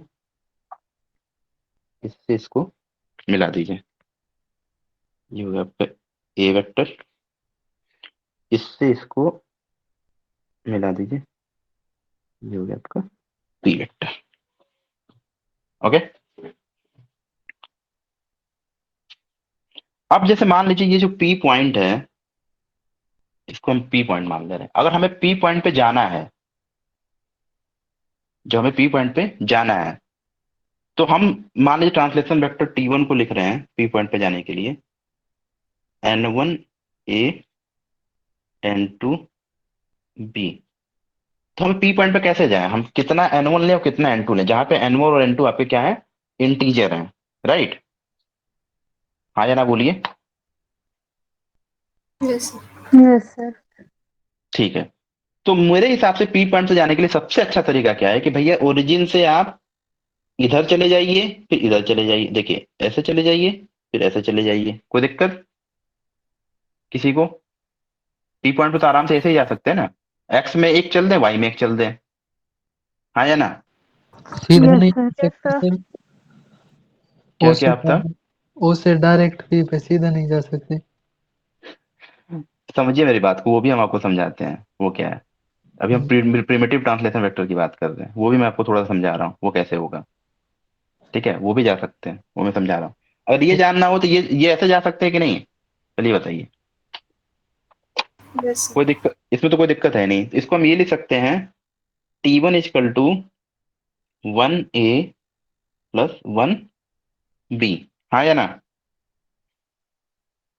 अब यस यहाँ पे N1 और N2 क्या हो गए, इंटीजर हो गए, तो ये किस में आएगा, प्रिमिटिव ट्रांसलेशन वेक्टर में। वेक्टर। ठीक है, अब देखिए दूसरा हम एग्जांपल लेते हैं। देखिए अब ऐसे जाना है, जैसे मान लीजिए ये हो गया आपका, सपोज करिए एक ये पॉइंट, अब ए ले लिए तो इसको A1 लिख दें, या ए लिख लीजिए, इसमें जाइए, मान लीजिए आपको यहाँ पे जाना है, ये पी पॉइंट है आपका। ठीक है, A1 लिख लीजिए थोड़ी देर के लिए, इसको लिख लीजिए B1, फिर ए और बी से इसको रिप्रेजेंट कर देंगे। ये तो T1 वाले के लिए तो चलिए N1 A और N2 भी मैंने बता दिया। अब T2 के लिए क्या लिखें? अगर हमें यहीं से डायरेक्ट जाना, जो अभी कोई पूछ रहा था, तो हम T2 को क्या ये लिख सकते हैं क्या, 0 A 1 B, लिखें या नहीं लिखें? लिख सकते हैं सर। लिख सकते हैं, हाँ या ना, कोई बताए? Yes, sir. तो लेकिन यहाँ पे क्या ये प्रिमिटिव ट्रांसलेशन वेक्टर हुआ या नहीं हुआ, ये कोई बताए मुझे अभी भी। जीरो क्या इंटीजर है कि नहीं है? है सर। तो ये भी क्या हुआ, पीटीबी हुआ ना, primitive Yes, sir. Translation vector हुआ। अब देखिए एक चीज थोड़ा सा चेंज करते हैं, जैसे मान लीजिए जो भी कोई पूछ रहा था, अब जैसे मान लीजिए इसको ऐसे करते हैं, A1 A2 से घबराइएगा मत, वो ए के फॉर्म में ही लिख रहे हैं ताकि आपको समझ में बता जाए कि ये दोनों डिफ्रेंशिएट कर रहा हूँ।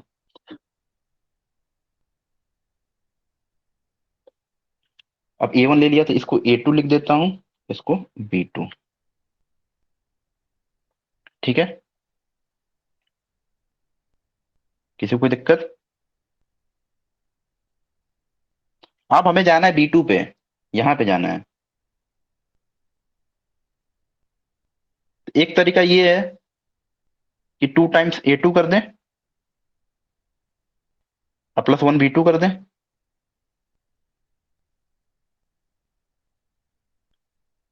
कोई बताएगा सही है गलत?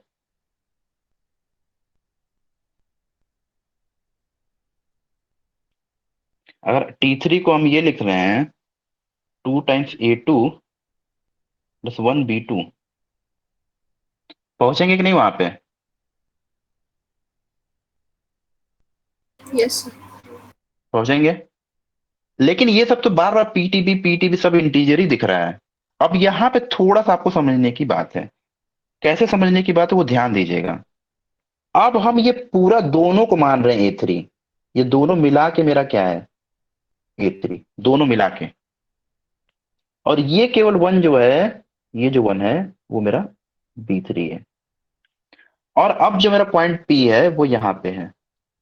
अब हमें सभी लोग इतने लोग बैठे हो, थोड़ा बहुत भी समझ में आया तो हमें बताओ कि पॉइंट P पे जाने के लिए जो T4 लिखें वो क्या लिखें, सोच समझ के कैसे पहुंचे हम पॉइंट P पे।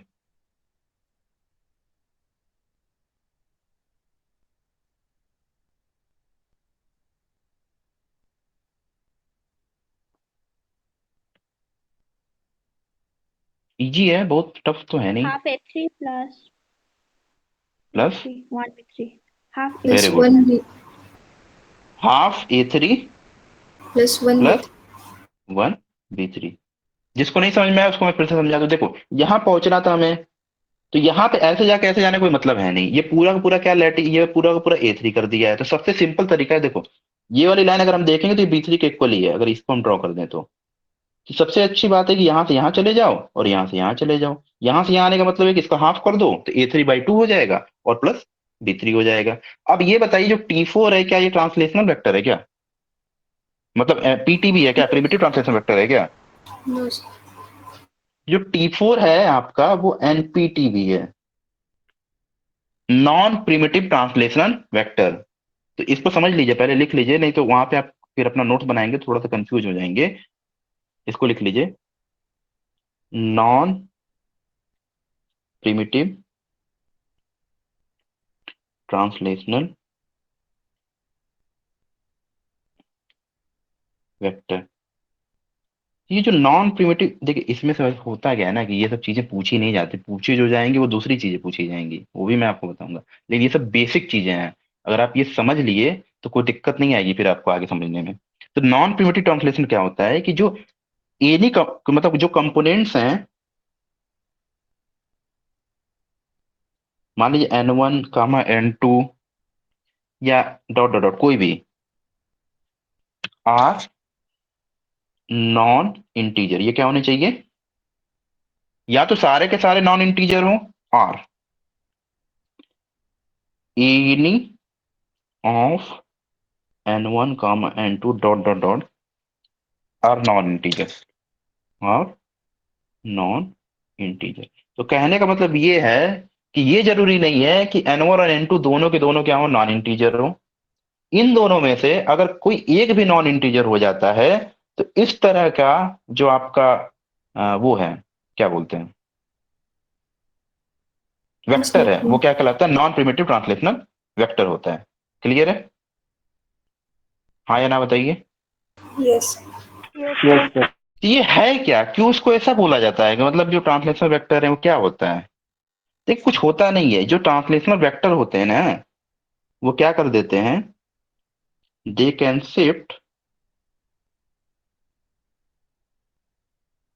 The lattice point, they can shift the lattice point from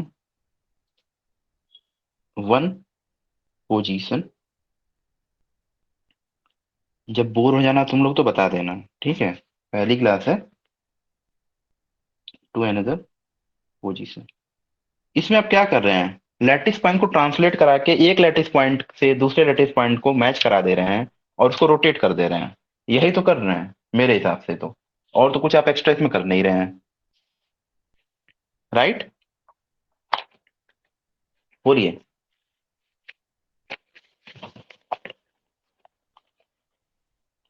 कोई बताएगा गलत है या सही है?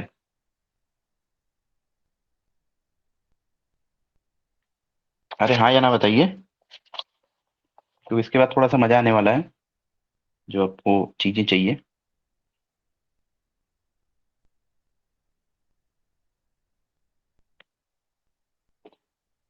क्रिस्टल स्ट्रक्चर जो होता है जनरली, वो लैटिस और बेसिस से मिलकर होता है, मिलकर बना होता है। तो उसके पहले हम आपको थोड़ा सा एन इफेक्टिव निकालना बताएंगे, जो मे बी आईआईटी जैम की जो प्रिपरेशन किया होगा वो जानता होगा।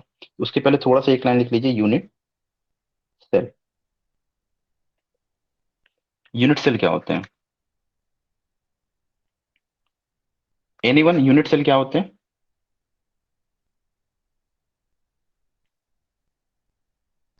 कोई बताएगा? Building block of lattice. Sorry?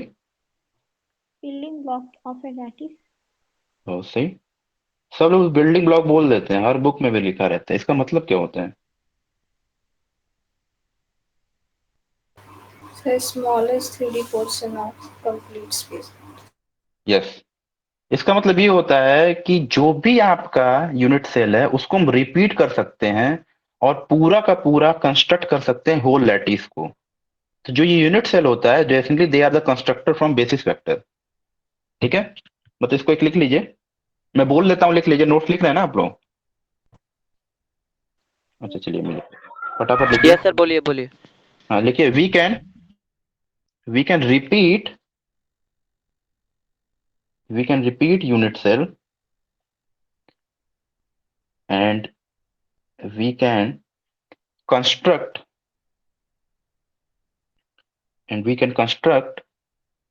Whole lattice.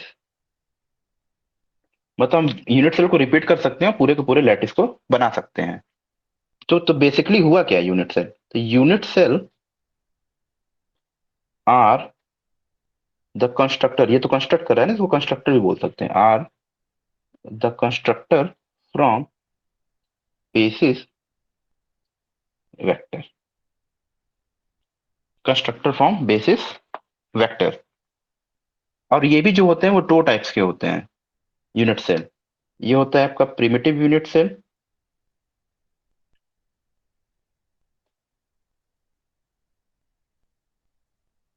अब वही आपको पता होगा कि प्रिमिटिव यूनिट सेल क्या होता है, जहां पे n1 और n2 क्या होंगे?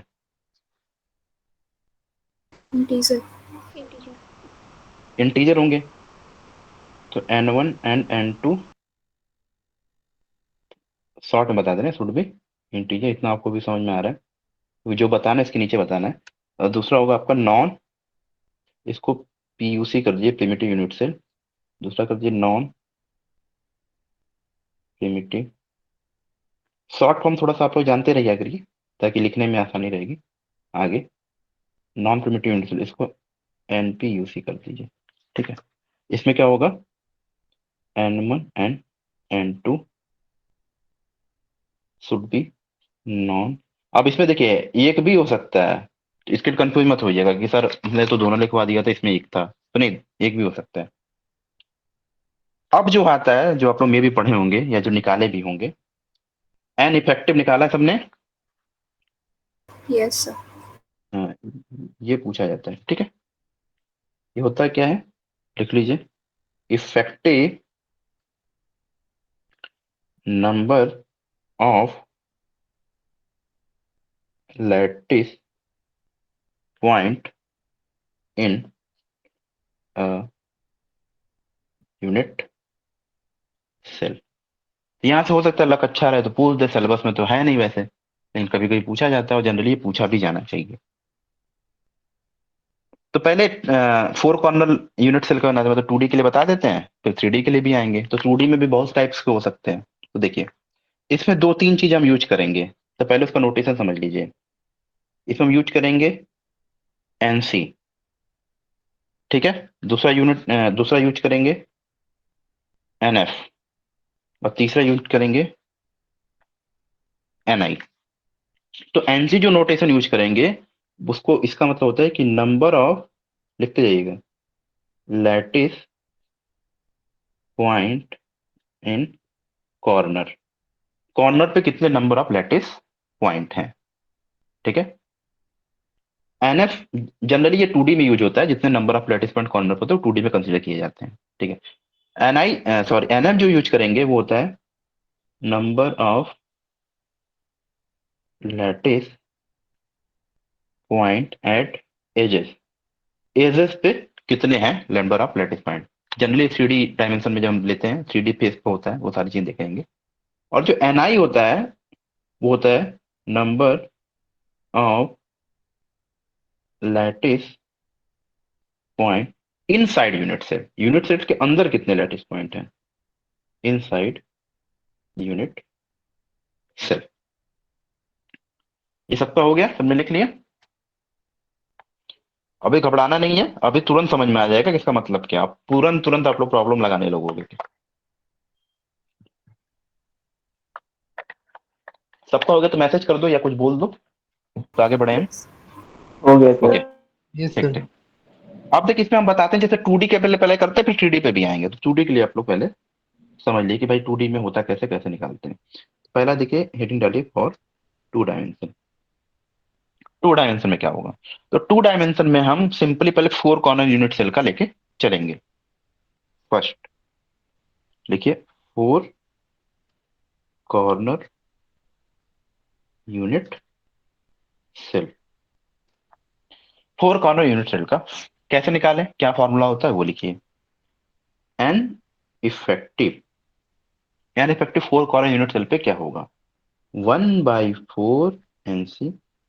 मतलब कॉर्नर पे जितने भी लैटिस हैं उसका 1/4 कंट्रीब्यूशन होता है।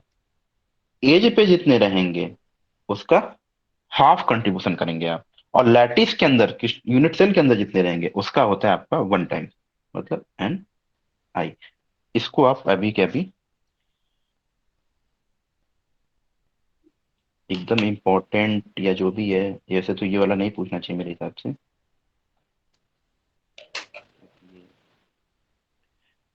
इसको वैसे आप नोट कर लीजिए। 4 कॉर्नर यूनिट सेल का फार्मूला होता है, कैसे अप्लाई करेंगे वो हम आपको बताते हैं। 4 कॉर्नर यूनिट सेल आप बनाइए, तुरंत एग्जांपल देखिए। अब इसको अप्लाई करना दिखाते हैं। एक ये एक ये,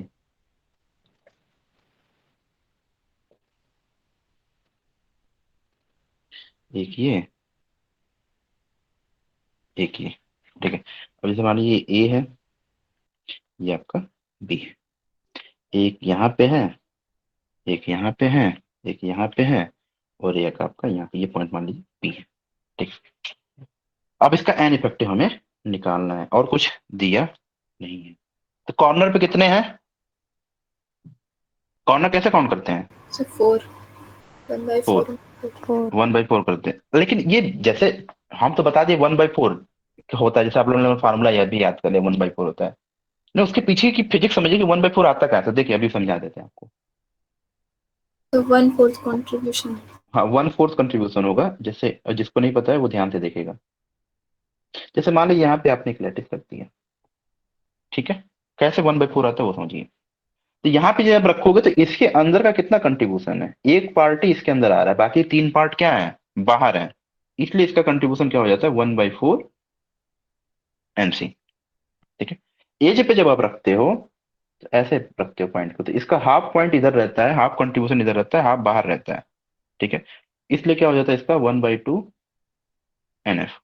और जब अंदर रख देते हो यूनिट सेल को तो पूरा का पूरा कंट्रीब्यूशन इसका आ जाता है इसके अंदर, इसलिए इसको बोलते हैं NI। तो जो नहीं समझ पा रहे थे वो इस तरीके से भी समझ सकते हैं कि हाउ टू अंडरस्टैंड, कैसे भाई ये कैसे आ जा रहा है, ये ऐसे आ जा रहा है। अब यहाँ पे देखिए नंबर ऑफ कितने हैं, 1 2 3 4। हमने क्या लिखा था, एन इफेक्ट जो NC होते हैं number of lattice point at corner होते हैं। तो कॉर्नर पे कितने हैं आपके, अगर ध्यान से देखेंगे तो 1 2 3 4 है। तो फॉर्मूले भी यहाँ पे लगाइए, 1/4 × 4 प्लस, कहीं पे भी एच पे दिख रहा है आपको, इसमें एच पे आपको दिख रहा है कहीं पे, नो सर। Oh, sir. किसी को दिख तो नहीं रहा है ना, नहीं तो बता दो अगर दिखेगा नो तो। सर। तो नो तो मतलब 0, और अंदर भी कुछ नहीं दिख रहा, अंदर तो हमें ब्लैंक दिख रहा है। Yes. ठीक है, तो ये भी 0। कितना हुआ, 1। 1। 1. अनइफेक्टिव कितना हो गया, 1 आ गया। जनरली जब 1 आता है इसको प्रिमिटिव यूनिट सेल भी बोलते हैं, वही बताएंगे। इंटीजर आ गया ना, इसको बोल देंगे प्रिमिटिव यूनिट सेल। ठीक है। ये तो 4 कॉर्नर का हो गया। जैसे मान लीजिए हम 6 कॉर्नर कर देते हैं अभी, जैसे मान लीजिए 6 corner unit cell, 6 corner unit cell. अच्छा समझ में आ रहा है ना सबको? काफी तेज तो नहीं हो रहा है ना, या काफी स्लो तो नहीं हो रहा है ना? सर आ रहा है। स्लो या फास्ट तो नहीं हो रहा है ना, वो भी बता दीजिएगा। ठीक है सर। नो सर सही है। 6 कॉर्नर यूनिट सेल में देखिएगा, तो जैसे इसको जो भी हम जहां पे भी लैटिस पॉइंट रखेंगे उसको कॉर्नर समझिएगा आप। एक ये, एक ये मत सोचिएगा सर ये तो स्क्वायर हो गया, ये हो गया, इसके भी टेंशन मत, कॉर्नर आप समझिएगा उसको। सब जगह एक लैटिस पॉइंट। हम क्या करते हैं, इसको इससे, इसको इससे, इसको इससे और इसको इससे मिला देते हैं। अब हर एक कॉर्नर पे हम देख रहे हैं, तो कॉर्नर पे कितने हो गए, और यहाँ पे 6, हाँ या ना? Yes sir. इसका फॉर्मूला देखिए भूल गए लिखना, तो पहले फॉर्मूला तो पता होना चाहिए, तब तो आप करेंगे। इसका जो एन इफेक्टिव का फॉर्मूला आता है वो आता है, याद करिएगा, वो होता है शायद 1/3 NC, कहीं गलत होगा तो बता दीजिएगा, प्लस 1/2 NF प्लस NI।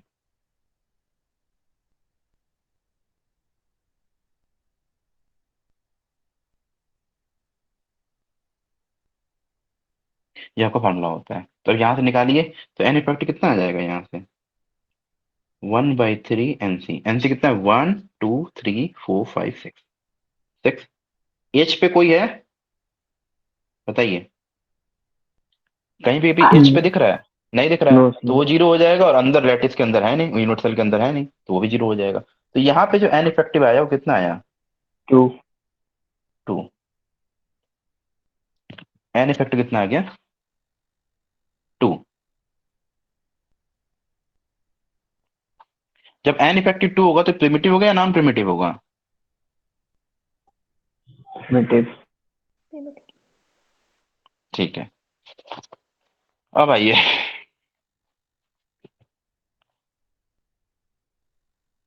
यहाँ पे थोड़ा सा आप लोग कंफ्यूज हो गए। देखिए जनरली याद रखे वही रहिएगा, तो। एन इफेक्टिव जब एक से ज्यादा होता है, ठीक है, पता ना आपको बताया था क्या, ये भी हमें नहीं पता। जब एन इफेक्टिव एक से ज्यादा हो जाए, ये लिखिए, लिख लीजिए बल्कि, फॉर, ये नॉन प्रिमिटिव हो जाएगा एक्चुअली, फॉर, वहीं पे हमें लिखवा देना चाहिए था, बल्कि ये नोट पे लिख लीजिएगा आप लोग। पहला, for primitive unit cell N effective must be equal to 1, capital N, N effective. और for non primitive unit cell, for non primitive unit cell N effective must be greater than 1। इसको note कर लीजिए, कहीं लिख लीजिए। Actually क्या होता है ना, छोटे छोटे क्वेश्चन आ जाते हैं, तब थोड़ा सा डाउट आ जाता है, तो आप जल्दी जल्दी करने के चक्कर में गड़बड़ कर देते हैं। ठीक है, तो ये जो ऊपर आया, इसी का एक एग्जांपल और करा देते हैं, तब शायद आपको समझ में आए। अब ना ऐसा करिए, एक आप लीजिए स्क्वायर, जैसे मान लीजिए हम ऐसा ही ले रहे हैं, थोड़ा आपको समझ में आएगा।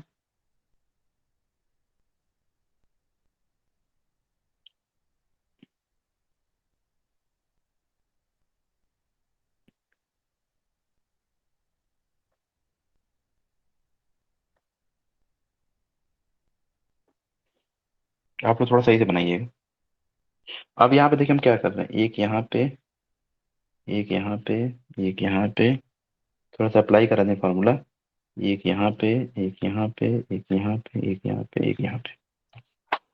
अब आपको दिख रहा होगा भाई, यहाँ से कॉर्नर पे भी हैं, एज पे भी हैं, अंदर भी चला आया, तो कौन सा फॉर्मूला लगाएं इस पे, कोई बताए? 1/4 1/4 NC plus NC half NF plus NI।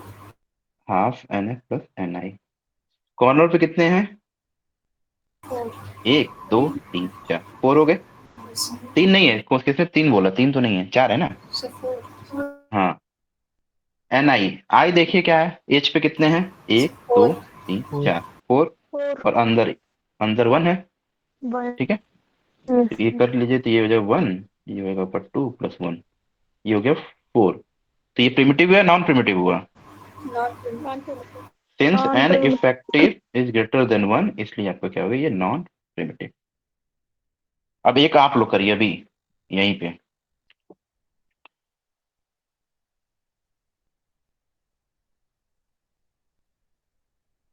चलिए,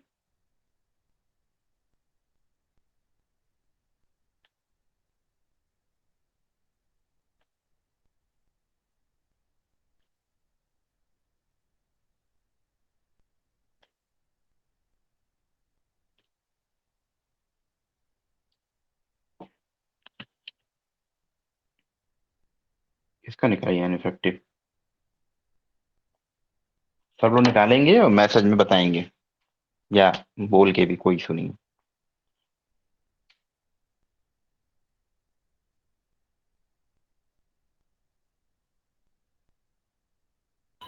सर 6 आएगा।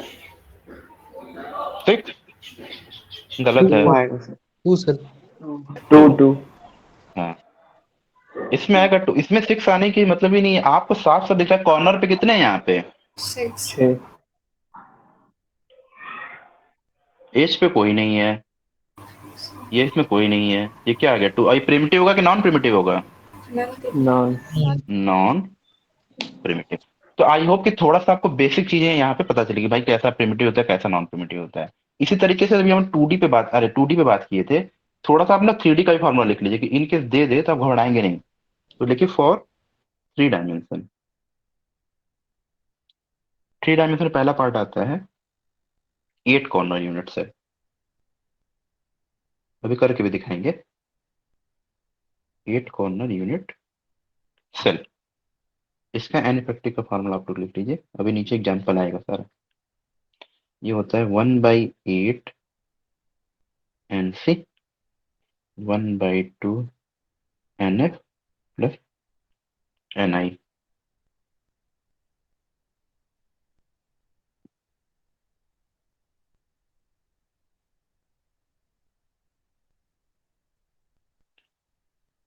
ये हो गया 8 कॉर्नर का। दूसरा होता है 12 कॉर्नर का भी, 12 कॉर्नर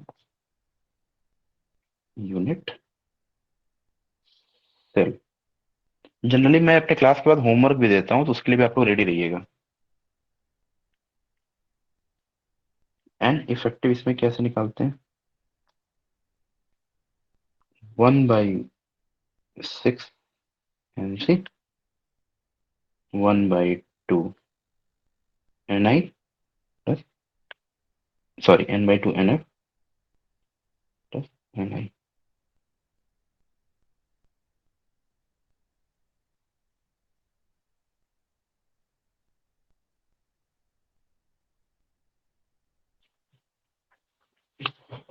अब ये लिखवा तो दिए, ले भाई कैलकुलेट भी तो करें, कैसे पता चलेगा कि 1/8 हो रहा है, 1/6 हो रहा है, कुछ तो करें। तो चलिए करवा देना बस एक एग्जाम्पल, टाइम तो है ही सबके पास। यस जी सर। Yes sir. बोर तो नहीं हो रहे ना आप लोग, नहीं बता सर। देना। नहीं सर। No sir. हाँ, जब भी होगा आपको बताइएगा, क्योंकि किसी को ऐसा तो नहीं है ना कि कहीं पे मूवी का प्लान हो, क्योंकि सडनली संडे हम बर्बाद करेंगे नेक्स्ट 3 मंथ तक आप लोगों का। तो शुरू में आप शुरू में आप लोग तो हमें गाली देंगे, लेकिन जिस दिन आप लोगों का सिलेक्शन होगा ना, उस दिन आप लोग सोचेंगे कि 3 मंथ जो हमने संडे सैटरडे दिए हैं वो काफी अच्छा रहा है। तो जब भी आप लोग भी, हो सकता है फिर JNU आओ या कहीं पे भी आप लोग आओ, JMI आओ, जहाँ पे भी आप लोग एडमिशन होगा, फिर मुलाकात होगी। लास्ट टाइम के जितने भी स्टूडेंट सेलेक्ट हुए हैं, जब मिलते हैं तो काफी अच्छा लगता है। तो आई होप कि इस साल आप लोगों से भी मुलाकात होगी। बस आप लोग थोड़ा सा कंटिन्यूअस एफर्ट देते रहिए, और हम लोग भी पिछले साल से काफी चीजें चेंज कर रहे हैं। पिछले साल हम लोगों ने असाइनमेंट के लिए स्पेसिफिक बुक फॉलो की थी, इस बार हम लोग खुद का असाइनमेंट दे रहे हैं। टेस्ट सीरीज वगैरह भी तो पिछली बार बहुत ली, इस बार भी बहुत लेंगे आप लोगों से, लेकिन इस बार क्या करना है कि आप लोगों को थोड़ा सा और एफर्ट देना है। क्योंकि पिछले बार हम लोग को 5 मंथ मिल गए थे, इस बार आपको पता है 3 मंथ है। तो थोड़ा सा तेज भी पढ़ाना है, सिलेबस भी खत्म करना है, टेस्ट भी लेना है, और आउट ऑफ सिलेबस जाके जितने टॉपिक टच हो रहे हैं, जैसे आपके अलंकार सर देखिए, कल मेरी बात हो रही थी, तो उनका जो सिलेबस है ठीक ठाक चल रहा है, खत्म भी जल्दी हो जाएगा। तो जब वो खत्म कर लेंगे, उसके बाद आउट ऑफ सिलेबस हम लोग ऑलरेडी डिस्कस कर चुके हैं, जो जो पार्ट आए हैं या जो जो पार्ट आ सकते हैं वो भी हम लोग पढ़ाएंगे। तो आप लोग ट्राई करिएगा कि उसको अटेंड करने का, ये मत स्टिक हो जाए कि नहीं सिलेबस में नहीं है सर, पता नहीं क्यों पढ़ा है, हम नहीं पढ़ेंगे। ये आपके बेनिफिट्स के लिए है। हम लोगों के, आपको सोचिए ना, हम लोग क्यों अपना टाइम वेस्ट करें। हम लोग चाहते हैं कि हमारे स्टूडेंट अगर कुछ भी सिलेबस थोड़ा बहुत चेंज होता है तो कंफर्टेबल फील करें वहां पे। तो जितने भी जियो फिजिक्स एस्पायरेंट हैं या फिजिक्स को तो पढ़ना ही है, ट्राई किया करिए। केवल सिलेबस जो है वो फॉलो नहीं होता है आजकल, तो आप कुछ एनटीए का कर भी नहीं सकते। लास्ट टाइम ये बच्चों ने मेल किया तो कुछ हुआ नहीं। तो थोड़ा सा आप लोग ट्राई करिए, कम से कम ऊपर का बेसिक नॉलेज ले लीजिए, ताकि अगर क्वेश्चंस आते भी हो तो आप इजीली कर सकते हैं। आप हेडिंग डालिए, कैलकुलेशन ऑफ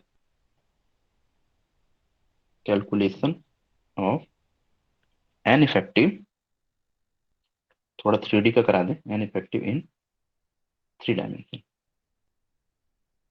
अब एन इफेक्टिव 3 डायमेंशन सबसे सिंपल एग्जांपल लेके चलते हैं, पहला वाला आपका सिंपल क्यूबिक। सिंपल क्यूबिक का सबसे सिंपलेस्ट एग्जांपल लेके चलते हैं। तो बना लीजिए आप तो, क्यूब तो आप लोग बहुत बनाए होंगे आज तक।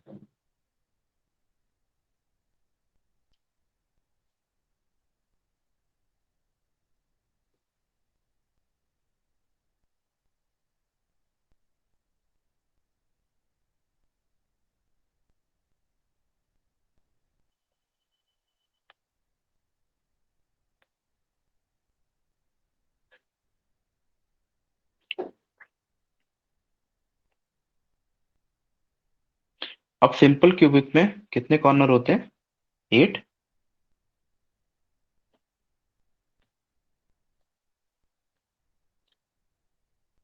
यही पैटर्न्स होंगे, राइट? कोई दिक्कत? हाँ सर। तो चलिए एन इफेक्टिव निकालते हैं। 8 कॉर्नर के लिए मैंने क्या फॉर्मूला बताया है? 1/8 into N C plus 1/2 into N F plus N I. Corner पे कितने हैं? 8। 8, 1 2 3 ये 8 सबको समझ में आ रहा है ना? कोई कंफ्यूज तो नहीं हो रहा ना? देखिए जितने कॉर्नर है ना सबके एटम काउंट कर लीजिए, वो 8 हो जाएंगे। तो 1/8 इंटू 8। एच पे कोई नहीं है, 0। और अंदर कोई नहीं है, सॉरी, तो 0। ये कितना हो गया? 1। तो नंबर ऑफ, इसको जनरली एन इफेक्टिव को number of atom per unit cell भी बोला जाता है, ठीक है? तो N effective will be equal to 1 in case of simple cubic. दूसरा आप लोग करिए। नहीं नहीं, दूसरा भी हम करते हैं, तीसरा आप लोगों से करवाते हैं, थोड़ा सा टफ आप लोगों से करवाते हैं। अच्छा, ये आप लोगों से पूछ ले, बीसीसी और एक्ससीसी में से हम कौन सा कर दें? नहीं आएगा तो दोनों बताएंगे आप लोगों को, बताइए। तो चलिए बीसीसी का हम करते हैं, एफसीसी का आपसे पूछेंगे करते वक्त। बीसीसी देखिए क्या होता है, सिंपल है, क्यूब बना लीजिए।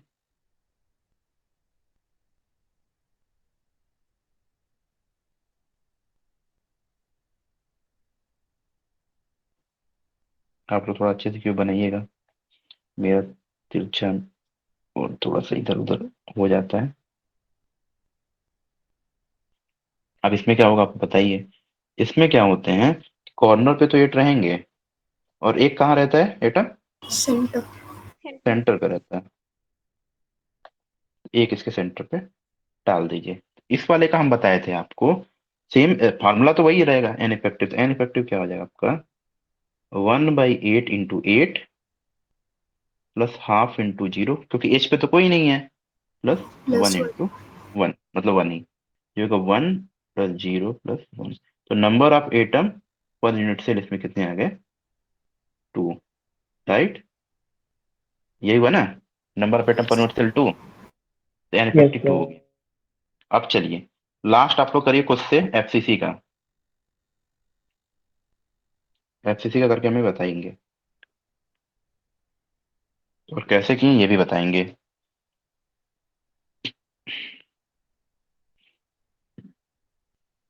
सब 4। हम्म, सब कर लें।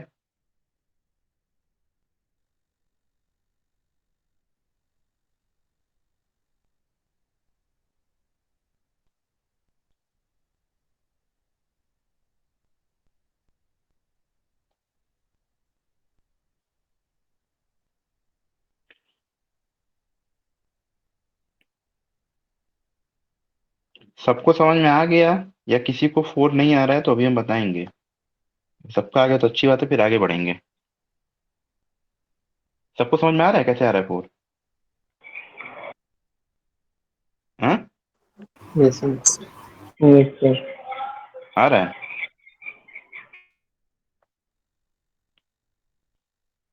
आ रहा है तो अच्छी बात है। इसके सेंटर पे कितने होते हैं अंदर एफसीसी में? सेंटर पे नहीं होते, फेस सेंटर्स पे। यस। तो देखिए, आप लोग ऐसे समझिएगा, ये जो बना रहे हैं ना 3D में है, तो आप लोग कंफ्यूज मत होइएगा। ठीक है। कॉर्नर पे कितने हैं आपके? 8। 8 × 8। यही तो फॉर्मूला है, N effective will be equal to 1/8 NC half N plus 1 NI, right? Yes. और जो एजेस पे होते हैं वो कितने होते हैं, जो मैं बनाया हूँ ब्लू कलर से, वो 6। कितने? 6। 6 थे। और सेंटर पे कोई नहीं होता तो ये हो जाएगा 0। ये होगा 1 3 प्लस 0 4। अब यहां से एक इंपॉर्टेंट पॉइंट लिख लीजिए, जो कि आपको वहां पे कैलकुलेट नहीं करना है। N effective, important, N effective are number of atoms, generally मैं ये टेस्ट में भी दूंगा, पर यूनिट सेल। सिंपल क्यूबिक में 1, बी बॉडी सेंटर क्यूबिक में 2, एफसीसी में 4। 4, और एक आपको कैलकुलेट करना है हेक्सागोन। एक्सएक्टली 6। ये होता है 6। हेक्सागोनल में देखिए टोटल जो होता है 6 होता है, अगर दोनों फेस का लिया जाए तो इन जनरल एन इफेक्टिव 3 भी कंसीडर किया जाता है। ठीक है, अगर दोनों फेस को ऊपर नीचे ले लेंगे तो 6 हो जाता है।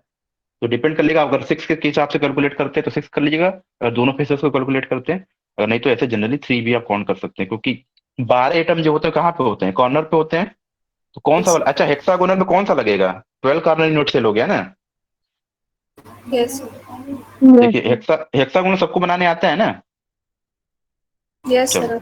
कोई बात नहीं, यस ये सर। ये रखो, होमवर्क रखो पहले तुम लोग, हमें नेक्स्ट क्लास में चाहिए। फाइंड, होमवर्क क्या है मेरा? Find an effective for hexagonal. ठीक है, अभी थोड़ी देर बाद हम ऐप में इंटीग्रेट कर देंगे, असाइनमेंट का ऑप्शन आपको वहाँ पे अपलोड भी करना रहेगा। ओके, अभी तो थोड़ा सा हैबिचुअल आप लोग हो जाइए, फिर सारी चीजें ऐप के थ्रू ही चलेंगी। तो find an effective for hexagonal, ये हो गया आपको होमवर्क नंबर 1। सर जो ऐप पे असाइनमेंट है वो सारा टॉपिक कंबाइंड है या अलग अलग है? अभी जो कॉन्सेप्ट जो आपको फिजिक्स और ईएमटी की मिल गया वो पूरा कंबाइंड है। ठीक है। जो अच्छा। जियो फिजिक्स वाले हैं एस्पायरेंट, में उनके लिए बता दूं, जो उसमें आपके मनोज सर हैं, वो टॉपिक वाइज असाइनमेंट दे रहे हैं। अगर आप देखोगे तो 15 क्वेश्चन, 20 क्वेश्चन, 10 क्वेश्चन करके जो जो टॉपिक्स पढ़ा रहे हैं, उनकी 2 असाइनमेंट आ चुकी थी, दोनों असाइनमेंट अपलोड हो चुकी हैं। तीसरी असाइनमेंट भी आने वाली, वो भी अपलोड होती जाएगी। तो जैसे जैसे वो चैप्टर पढ़ाते जाएंगे आपको अपना अपना पार्ट का देते जाएंगे। हम लोग जो असाइनमेंट दे रहे हैं, हम लोग पूरा का पूरा एक बार बना लिए हैं या बनाते जा रहे हैं, उसको हम लोग एक साथ आपको दे देंगे। आपका काम क्या है कि आप बट सर अपने जैसे हिसाब आप से जो टॉपिक पढ़ा रहे हैं आप तो उसका उस टॉपिक का उसमें से वैसे वो खोजना पड़ेगा। खोजना कुछ नहीं पड़ेगा, कंटिन्यू आपको मिलता जाएगा। अरे 200 क्वेश्चन में आप इतना भी टाइम नहीं दे पाओगे तो कैसे चलेगा, आप ये बताओ। नहीं वो तो दे देंगे वो टॉपिक वाइज, चलो क्योंकि कोई हम नहीं। लोग सेलेक्टेड क्वेश्चन, मैक्सिमम क्वेश्चन तो हम लोग आपको यहाँ पे क्लास में ही करा देंगे, वो तो एक्स्ट्रा क्वेश्चन है आपके प्रैक्टिस के लिए। हम लोग जनरली ट्राई करते हैं कि पीवाईक्यू के क्वेश्चन इंटेंशनली छोड़ देते हैं, भले वो मेरे असाइनमेंट में रहे ना रहे, क्योंकि हम पीवाईक्यूज तो आपको सेपरेट प्रोवाइड करा ही दे रहे हैं ना। तो कुछ नए नए क्वेश्चन को आप टेस्ट कीजिए जो, और मैक्सिमम नए क्वेश्चन तो आपको जनरली देखने को मिलेंगे जब हम लोग के टेस्ट होते रहते हैं। जो फाइनल टेस्ट होगा उसको कभी स्किप मत कीजिएगा, जी सर। क्योंकि जो फाइनल टेस्ट होता है वो इनडायरेक्टली या डायरेक्टली 8 से 10 क्वेश्चन आपको सीधे आपके एंट्रेंस में दिखेंगे, और जो आपको दूसरे स्टूडेंट से काफी आगे ले जाते हैं, क्योंकि उसके आंसर आपको या तो प्रैक्टिस किए रहते हो तो पहले से पता होता है, या सिमिलरली उस टाइप का प्रॉब्लम आप किए रहते हो तो आपको पता हो जाता है कौन सा करना है। ठीक है। जी ये सर। हो गया आपका एन इफेक्टिव हो गया। थोड़ा सा एक 10 मिनट और बढ़ा देते हैं आयुष को, पढ़ा लिया जाए। Yes sir. यस चलिए, तो कॉन्सेप्ट ऑफ बेसिस, लैटिस बहुत हो गया, बेसिस को भी देखा जाए थोड़ा। जब बेसिस आया ना, जब भी बेसिस का कंसेप्ट आया तुम्हें, तो उसमें क्या होता है, लैटिस और बेसिस दोनों भाई भाई मिलकर क्रिस्टल स्ट्रक्चर बना दिए। तो बेसिस का जो डिफिनीशन होता है एक बार लिख लीजिए। बेसिस जो हो सकते हैं वो कोई एटम्स होते हैं, एटम्स हो सकते हैं, और ग्रुप ऑफ एटम हो सकते हैं,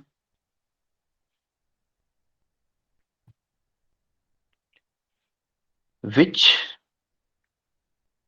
can be placed on each lattice point। तो जितने भी मेरे इमेजिनरी लैटिस पॉइंट हैं उसमें उसके पास एक एटम या ग्रुप ऑफ एटम को रख दीजिए, उसको बोलेंगे बेसिस। और जब आप रख देंगे तो लैटिस और बेसिस मिलके दोनों क्रिस्टल स्ट्रक्चर को फॉर्म कर देते हैं। कैसे करते हैं वो भी हम आपको समझा रहे हैं। तो डेफिनेशन आपको समझ में आ गई। Atoms are group of atom which can be placed on each lattice point is known as basis. तो फिर क्रिस्टल कैसे बना? क्रिस्टल ऐसे बना, स्पेस लैटिस आपके पास थी, इसमें आपने बेसिस को क्या कर दिया, मिला दिया, और ये आपको क्या फॉर्म हो गया, क्रिस्टल स्ट्रक्चर। स्ट्रक्चर। ये आपको फॉर्म हो गया क्रिस्टल स्ट्रक्चर। कैसे हुआ? देखिए ऐसे हुआ। जैसे मान लीजिए आपके पास स्पेस लैटिस थी, स्पेस लैटिस के सामने हम बना देते हैं ऐसे, आपके पास स्पेस लैटिस रही होगी। अब इसमें एक ही एटम को हम ले लेते हैं। ओके, ये क्या बना देगा आपको, क्रिस्टल स्ट्रक्चर। अब ये जो इसकी पोजीशन जो होगी अभी दिखाएंगे, एक पोजीशन अब चेंज हो जाएगी, मतलब ऐसा फॉर्म हो जाएगा। एक एक बेसिस एटम आप यहाँ पे बैठा दिए तो आपका ये हो गया। तो यहाँ पे क्या किया हमने, एक एटम, अगर एक एटम बैठेगा, one atom on each lattice, इसको बोलेंगे हम मोनो एटॉमिक। क्या बोलते हैं? अब यहाँ पे देखिए हुआ क्या, ये आपका लैटिस था जो इमेजिनरी पॉइंट था, यहाँ पे हर एक लैटिस हमने क्या कर दिया, बेसिस को बैठा दिया, तो ये दोनों मिलके क्या कर दिए, क्रिस्टल स्ट्रक्चर का फॉर्मेशन कर दिए। तो अगर एक बेसिस हर एक लैटिस पॉइंट पे बैठे हैं, उस टाइम जो क्रिस्टल स्ट्रक्चर फॉर्म होता है उसको बोलते हैं मोनो एटॉमिक क्रिस्टल स्ट्रक्चर। इसके एग्जाम्पल लिख लीजिए, हो सकता है पूछ दे मे बी। जैसे आपका मोनोटॉमिक सोडियम होता है, गोल्ड होता है, आयरन होता है, एटसेट्रा, एल्यूमिनियम वगैरह भी होता है, तो एटसेट्रा लिख लीजिए। ठीक है, ये तो हो गया मोनोटॉमिक। तो आप हमसे ये भी पूछ सकते हैं, सर एक एटम क्यों, दो एटम रखेंगे तो क्या होगा? तो दो एटम रख लेंगे, दो एटम रखिए, दो एटम को बोलेंगे भाई डाई एटॉमिक मॉलिक्यूल्स। कैसे होगा? अब यहीं पे देखिए आपके पास लैटिस है, अब एक लैटिस पे एक एटम ऐसे था, ये वाला एक एटम ऐसे था, दूसरा एटम ये जरूरी नहीं है कि सेम साइज का हो, दूसरा एटम्स जो हो सकता है डिफरेंट साइज के भी हो सकते हैं। तो हम दूसरे एटम्स को, जैसे मान लीजिए ये आपने बैठा दिया था, ये जो क्रिस्टल स्ट्रक्चर पढ़ा था इसी में बता रहे हैं, तो दूसरे केस में हम दो एटम बैठाने जा रहे हैं। दो एटम कैसे होंगे, इस क्रिस्टल स्ट्रक्चर पे दो एटम बैठेंगे, एक ऐसा बैठेगा और इसके साथ छोटा वाला एटम बैठेगा। हम दो इसमें बैठाना चाह रहे हैं, तो इस पे बैठाएंगे तो एक तो ये जो नॉर्मल वाला था वो आ गया यहाँ पे, और दूसरा इसके साथ एक छोटा वाला अटैच कर दीजिए। इसकी साइज डिफरेंट भी हो सकती है, याद रखे रहिएगा। इसको बोलेंगे, ये ईच लैटिस पॉइंट पे बैठा है, ईच लैटिस पॉइंट। अगर ऐसे नहीं समझ में आ रहा है तो इसको ऐसे बना देते हैं, जैसे मान लीजिए आपके पास क्या था, ये आपके पास लैटिस पॉइंट है, सपोज करिए, जो कि स्पेस लैटिस प्लस बेसिस क्या है, एक बड़ा सा एटम है, इसके साथ एक छोटा सा एटम है। ये मिलकर क्रिस्टल स्ट्रक्चर कैसे बनाएंगे, एक बड़ा सा एटम, छोटा सा एटम, बड़ा सा, एक मिनट, बड़ा सा, एक छोटा सा, एंड सो ऑन। तो यहाँ पे कितने लैटिस पॉइंट बैठे हैं, एक या दो? दो। इसको क्या बोलेंगे इस तरह के एटम को, diatomic, diatomic crystal structure. ठीक है, इसके एग्जांपल जैसे NaCl है, ये भी क्या है, डाई एटॉमिक है। ZnS है, CsCl है, डायमंड है, जिंक भी है, करके देखिएगा उसके दो एटम बैठते हैं। तो ये सब क्या है आपके डाई एटॉमिक। इसी तरीके से अगर तीन एटम बैठेंगे तो थ्री एटम, इसको बोलेंगे आप tri atomic more than 3 atom, polyatom. Poly atom, very good, poly atomic, इसको बोलते हैं पॉली एटॉमिक। ठीक है। अब एक चीज का कभी कभी नोटेशन आई होप कि पूछा गया हो या ना पूछा गया हो, हमें नहीं पता। एक कभी कभी आपने देखा होगा कि एक कभी कभी लिख रहा था स्मॉल एन इफेक्टिव, कभी सोचा आपने कि कैपिटल एन इफेक्टिव तो समझ में आ गया, अभी हम पूरा पढ़ लिए। कभी कभी बुक्स में स्मॉल एन इफेक्टिव लिखा रहता है, ये क्या होता है?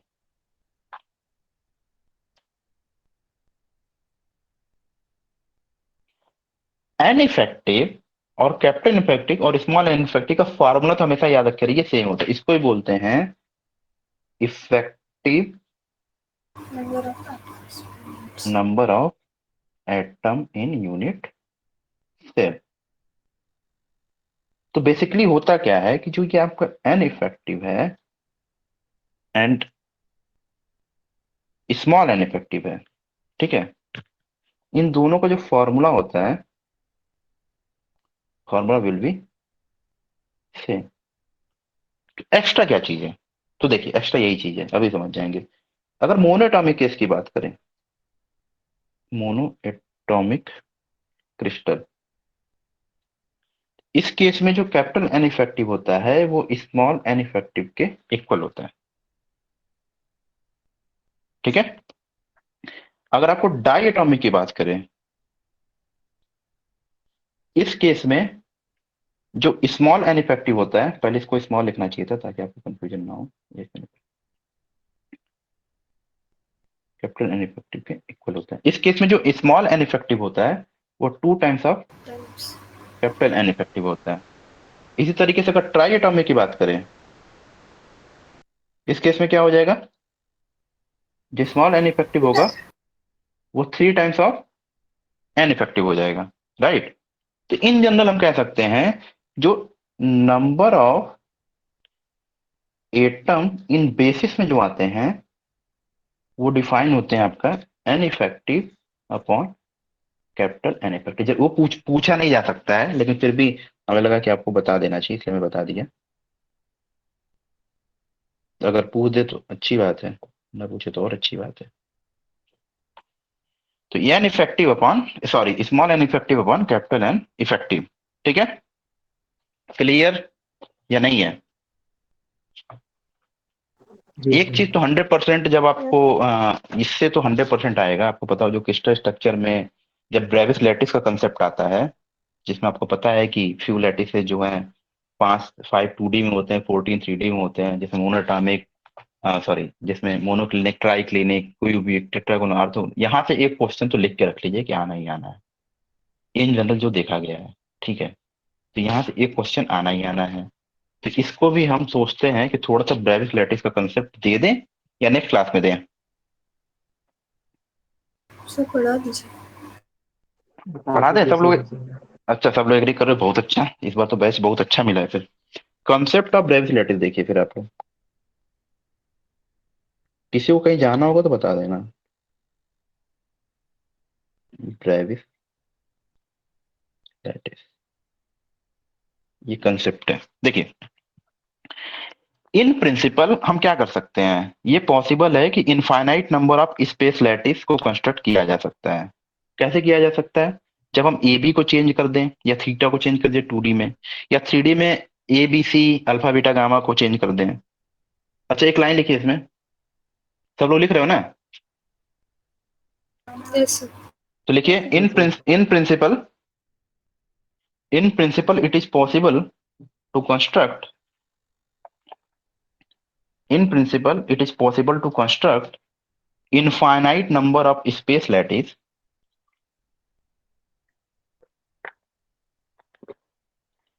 in principle it is possible to construct infinite number of space lattice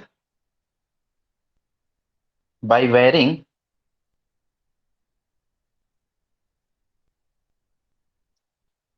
infinite number of space lattice by varying VARYING, मतलब चेंज करना।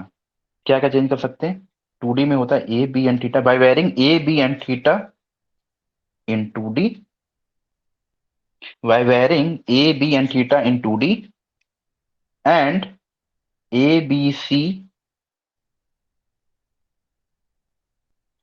a, b, c, alpha, beta, gamma in 3D. By varying a, b and theta in 2D and a, b, c and alpha, beta, gamma in 3D. Full stop. यहां तक हो गया? Yes. ठीक है, आगे लिखिए। But in solid only few lattices are found. But in solid only few lattices are found. In solid only few lattices are found. आगे bracket में लिख लीजिएगा, ये क्या है? 5 in 2D, जो लैटिस है वो 5 जो होते हैं वो 2D में होते हैं, and 14 in 3D, and 14 in 3D. Full stop, full stop. इसके बाद लिखिएगा these allowed lattice are, these allowed lattice are known as, these allowed lattice are known as Brevis lattice.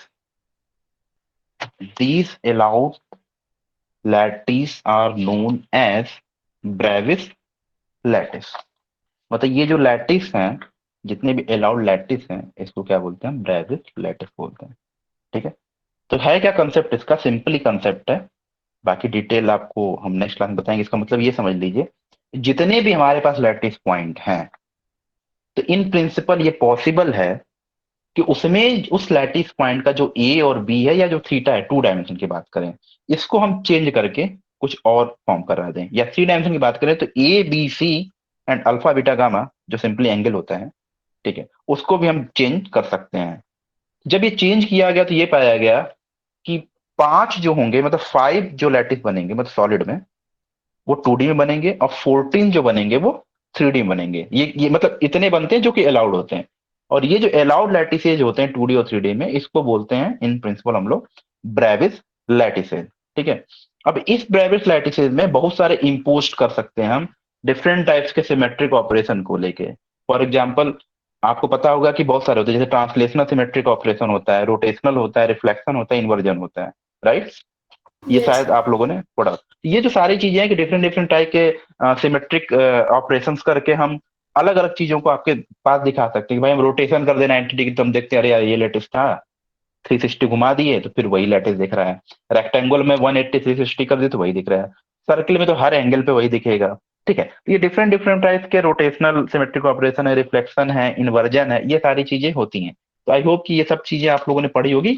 लेकिन अगर सिलेबस में है नहीं, हमें उससे फर्क नहीं पड़ता, तो मैं आपको बेसिक चीजें हैं वो मैं आपको बताऊंगा ही बताऊंगा। ठीक है, इसके बाद जहां से एक क्वेश्चन आता है कि वो दे देगा पैरामीटर कि a, B, C, alpha, beta different different दे देगा, बताएगा, पूछेगा कौन सा लैटिस का क्लास है ये, या लैटिस का क्लास दे देगा भाई हेक्सागोनल है आपके पास या ट्राइगोनल है, ये बताइए इसका कौन सा पैरामीटर सही है।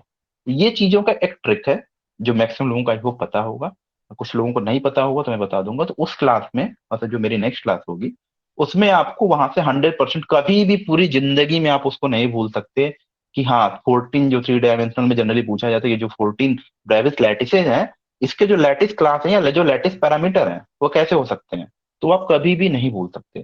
वो एकदम आराम से आप वहां से कर लोगे और 4 नंबर आपका वहां से फिक्स हो जाए। आज की क्लास में हमें नहीं पता कि आज की क्लास में इनफेक्टिव पूछेगा नहीं पूछेगा, आज की क्लास बेसिक क्लास थी आपकी।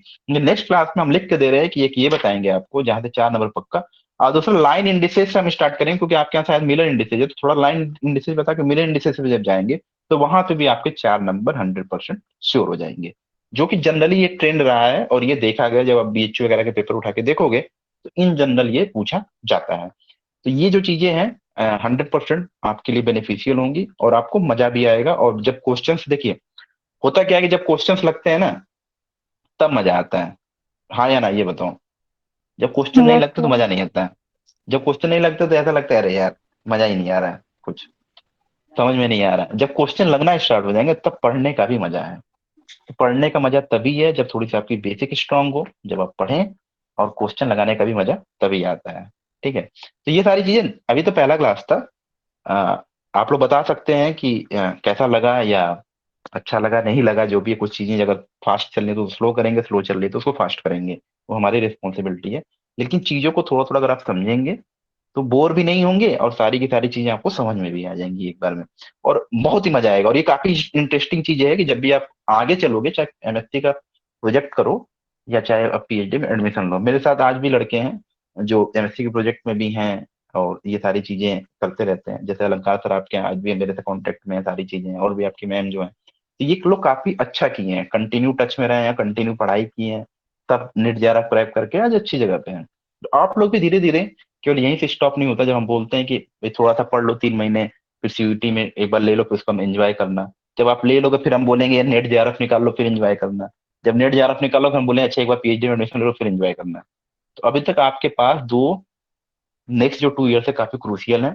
इसको थोड़ा सा अगर आप सिंसियर हो जाएंगे तो डेफिनेटली अच्छी जगह पे होंगे। हम नहीं चाहते कि लास्ट टाइम में, हर साल ऐसा होता है कि 1 या 2 नंबर से आपकी जो ड्रीम यूनिवर्सिटी वो छूट जाती है। तो उस पोजीशन पे आपको नहीं आना है। आपके पास जो है, जो मतलब आप पढ़ रहे हैं, ट्राई हमेशा करना है कि एक्यूरेसी मेंटेन करना है। और जब भी एग्जाम होगा आप उसमें जितना पढ़ के गए उस पर ट्राई कीजिए कि एक्यूरेसी मेंटेन करके बेस्ट करिए। उसके बाद गारंटी हम लोग लेते हैं कि आपका सिलेक्शन होने से कोई नहीं रोक सकता। लेकिन कंटिन्यूटी हम आपसे एक्सपेक्ट करते हैं कि जो नेक्स्ट 3 मंथ है क्रूसियल है, उसमें आप लोग कंटिन्यूटी मेंटेन करिएगा। ठीक है, यस सर। तो आज की क्लास यहीं पे हम स्टॉप करते हैं। इसके बाद अगर किसी को सर डाउट है, थोड़ा स्क्रीन आप स्क्रॉल कर दीजिएगा। स्क्रीन इंस्टॉल कर दें क्या? नहीं नहीं, स्क्रॉल कर दीजिए, नीचे करिए अच्छा सर। अच्छा, बस सर। हाँ बताना। सर वो वाला क्वेश्चन एक बार दिखा दीजिए। कौन सा वाला बोल सकते हैं? अरे जिसका हमने 6 बताया था। 6? तो आप तो क्या है क्वेश्चन क्या था? हेक्सागन था हेक्सागन। हेक्सागोनल का? हाँ एक बार देखिए क्या था फिर कैसे गलत नहीं नहीं, कौन सा क्वेश्चन था एक बार, आइडिया नहीं आ रहा मुझे, कौन सा था? सो किया। ऊपर आप हेक्सागन वाला। अच्छा, वो तो होमवर्क दें, लेकिन बता देते हैं अगर आपको चाहिए तो। वो स्टार्टिंग वाला पूछ रहा है। नहीं सर, वो 6 कॉर्नर यूनिट सेल वाला जो आपने एग्जाम हमारे लिए दिया था। अच्छा अच्छा अच्छा, यस ये, सर बस हाँ, इसमें इसमें क्या है, देखो 6 कॉर्नर है ना ये देखो, 1 2 3 4 5 6, इसका फॉर्मूला देखो यहाँ पे, 6 कॉर्नर ये लगाना था।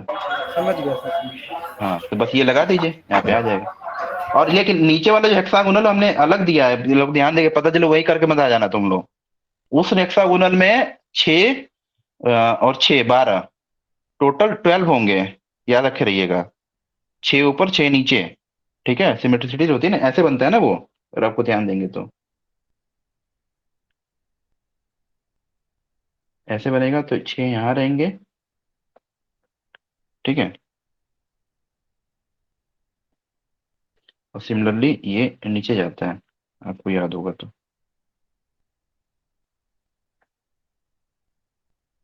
इसको मैं बना देता हूँ ताकि कंफ्यूजन ना हो एकदम बिल्कुल।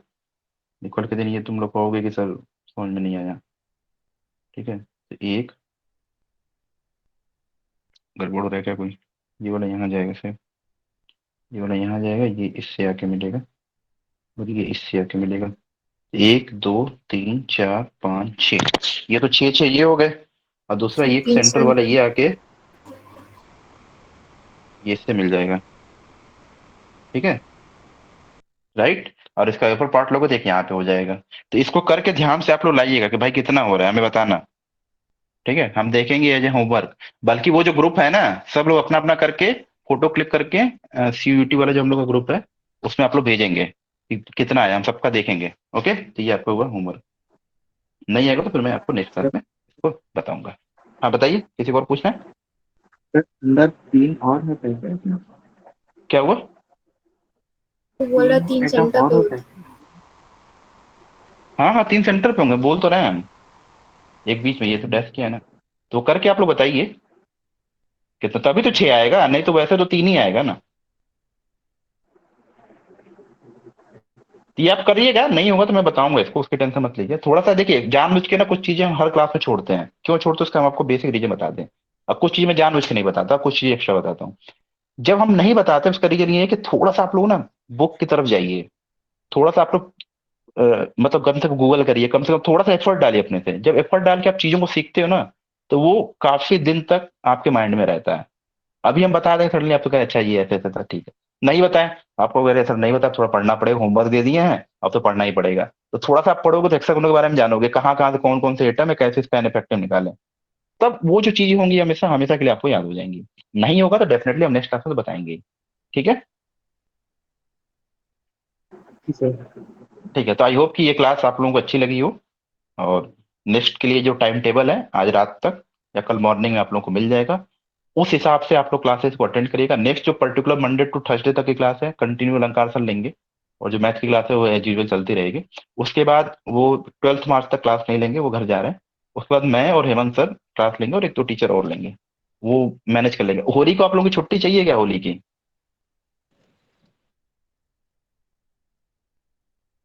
हाँ हाँ, नहीं स्टॉप सर। स्टॉप करना है। हाँ पुरुषोत्तम नहीं स्टॉप सर। करना है। किसी को नहीं चाहिए होली की छुट्टी ना?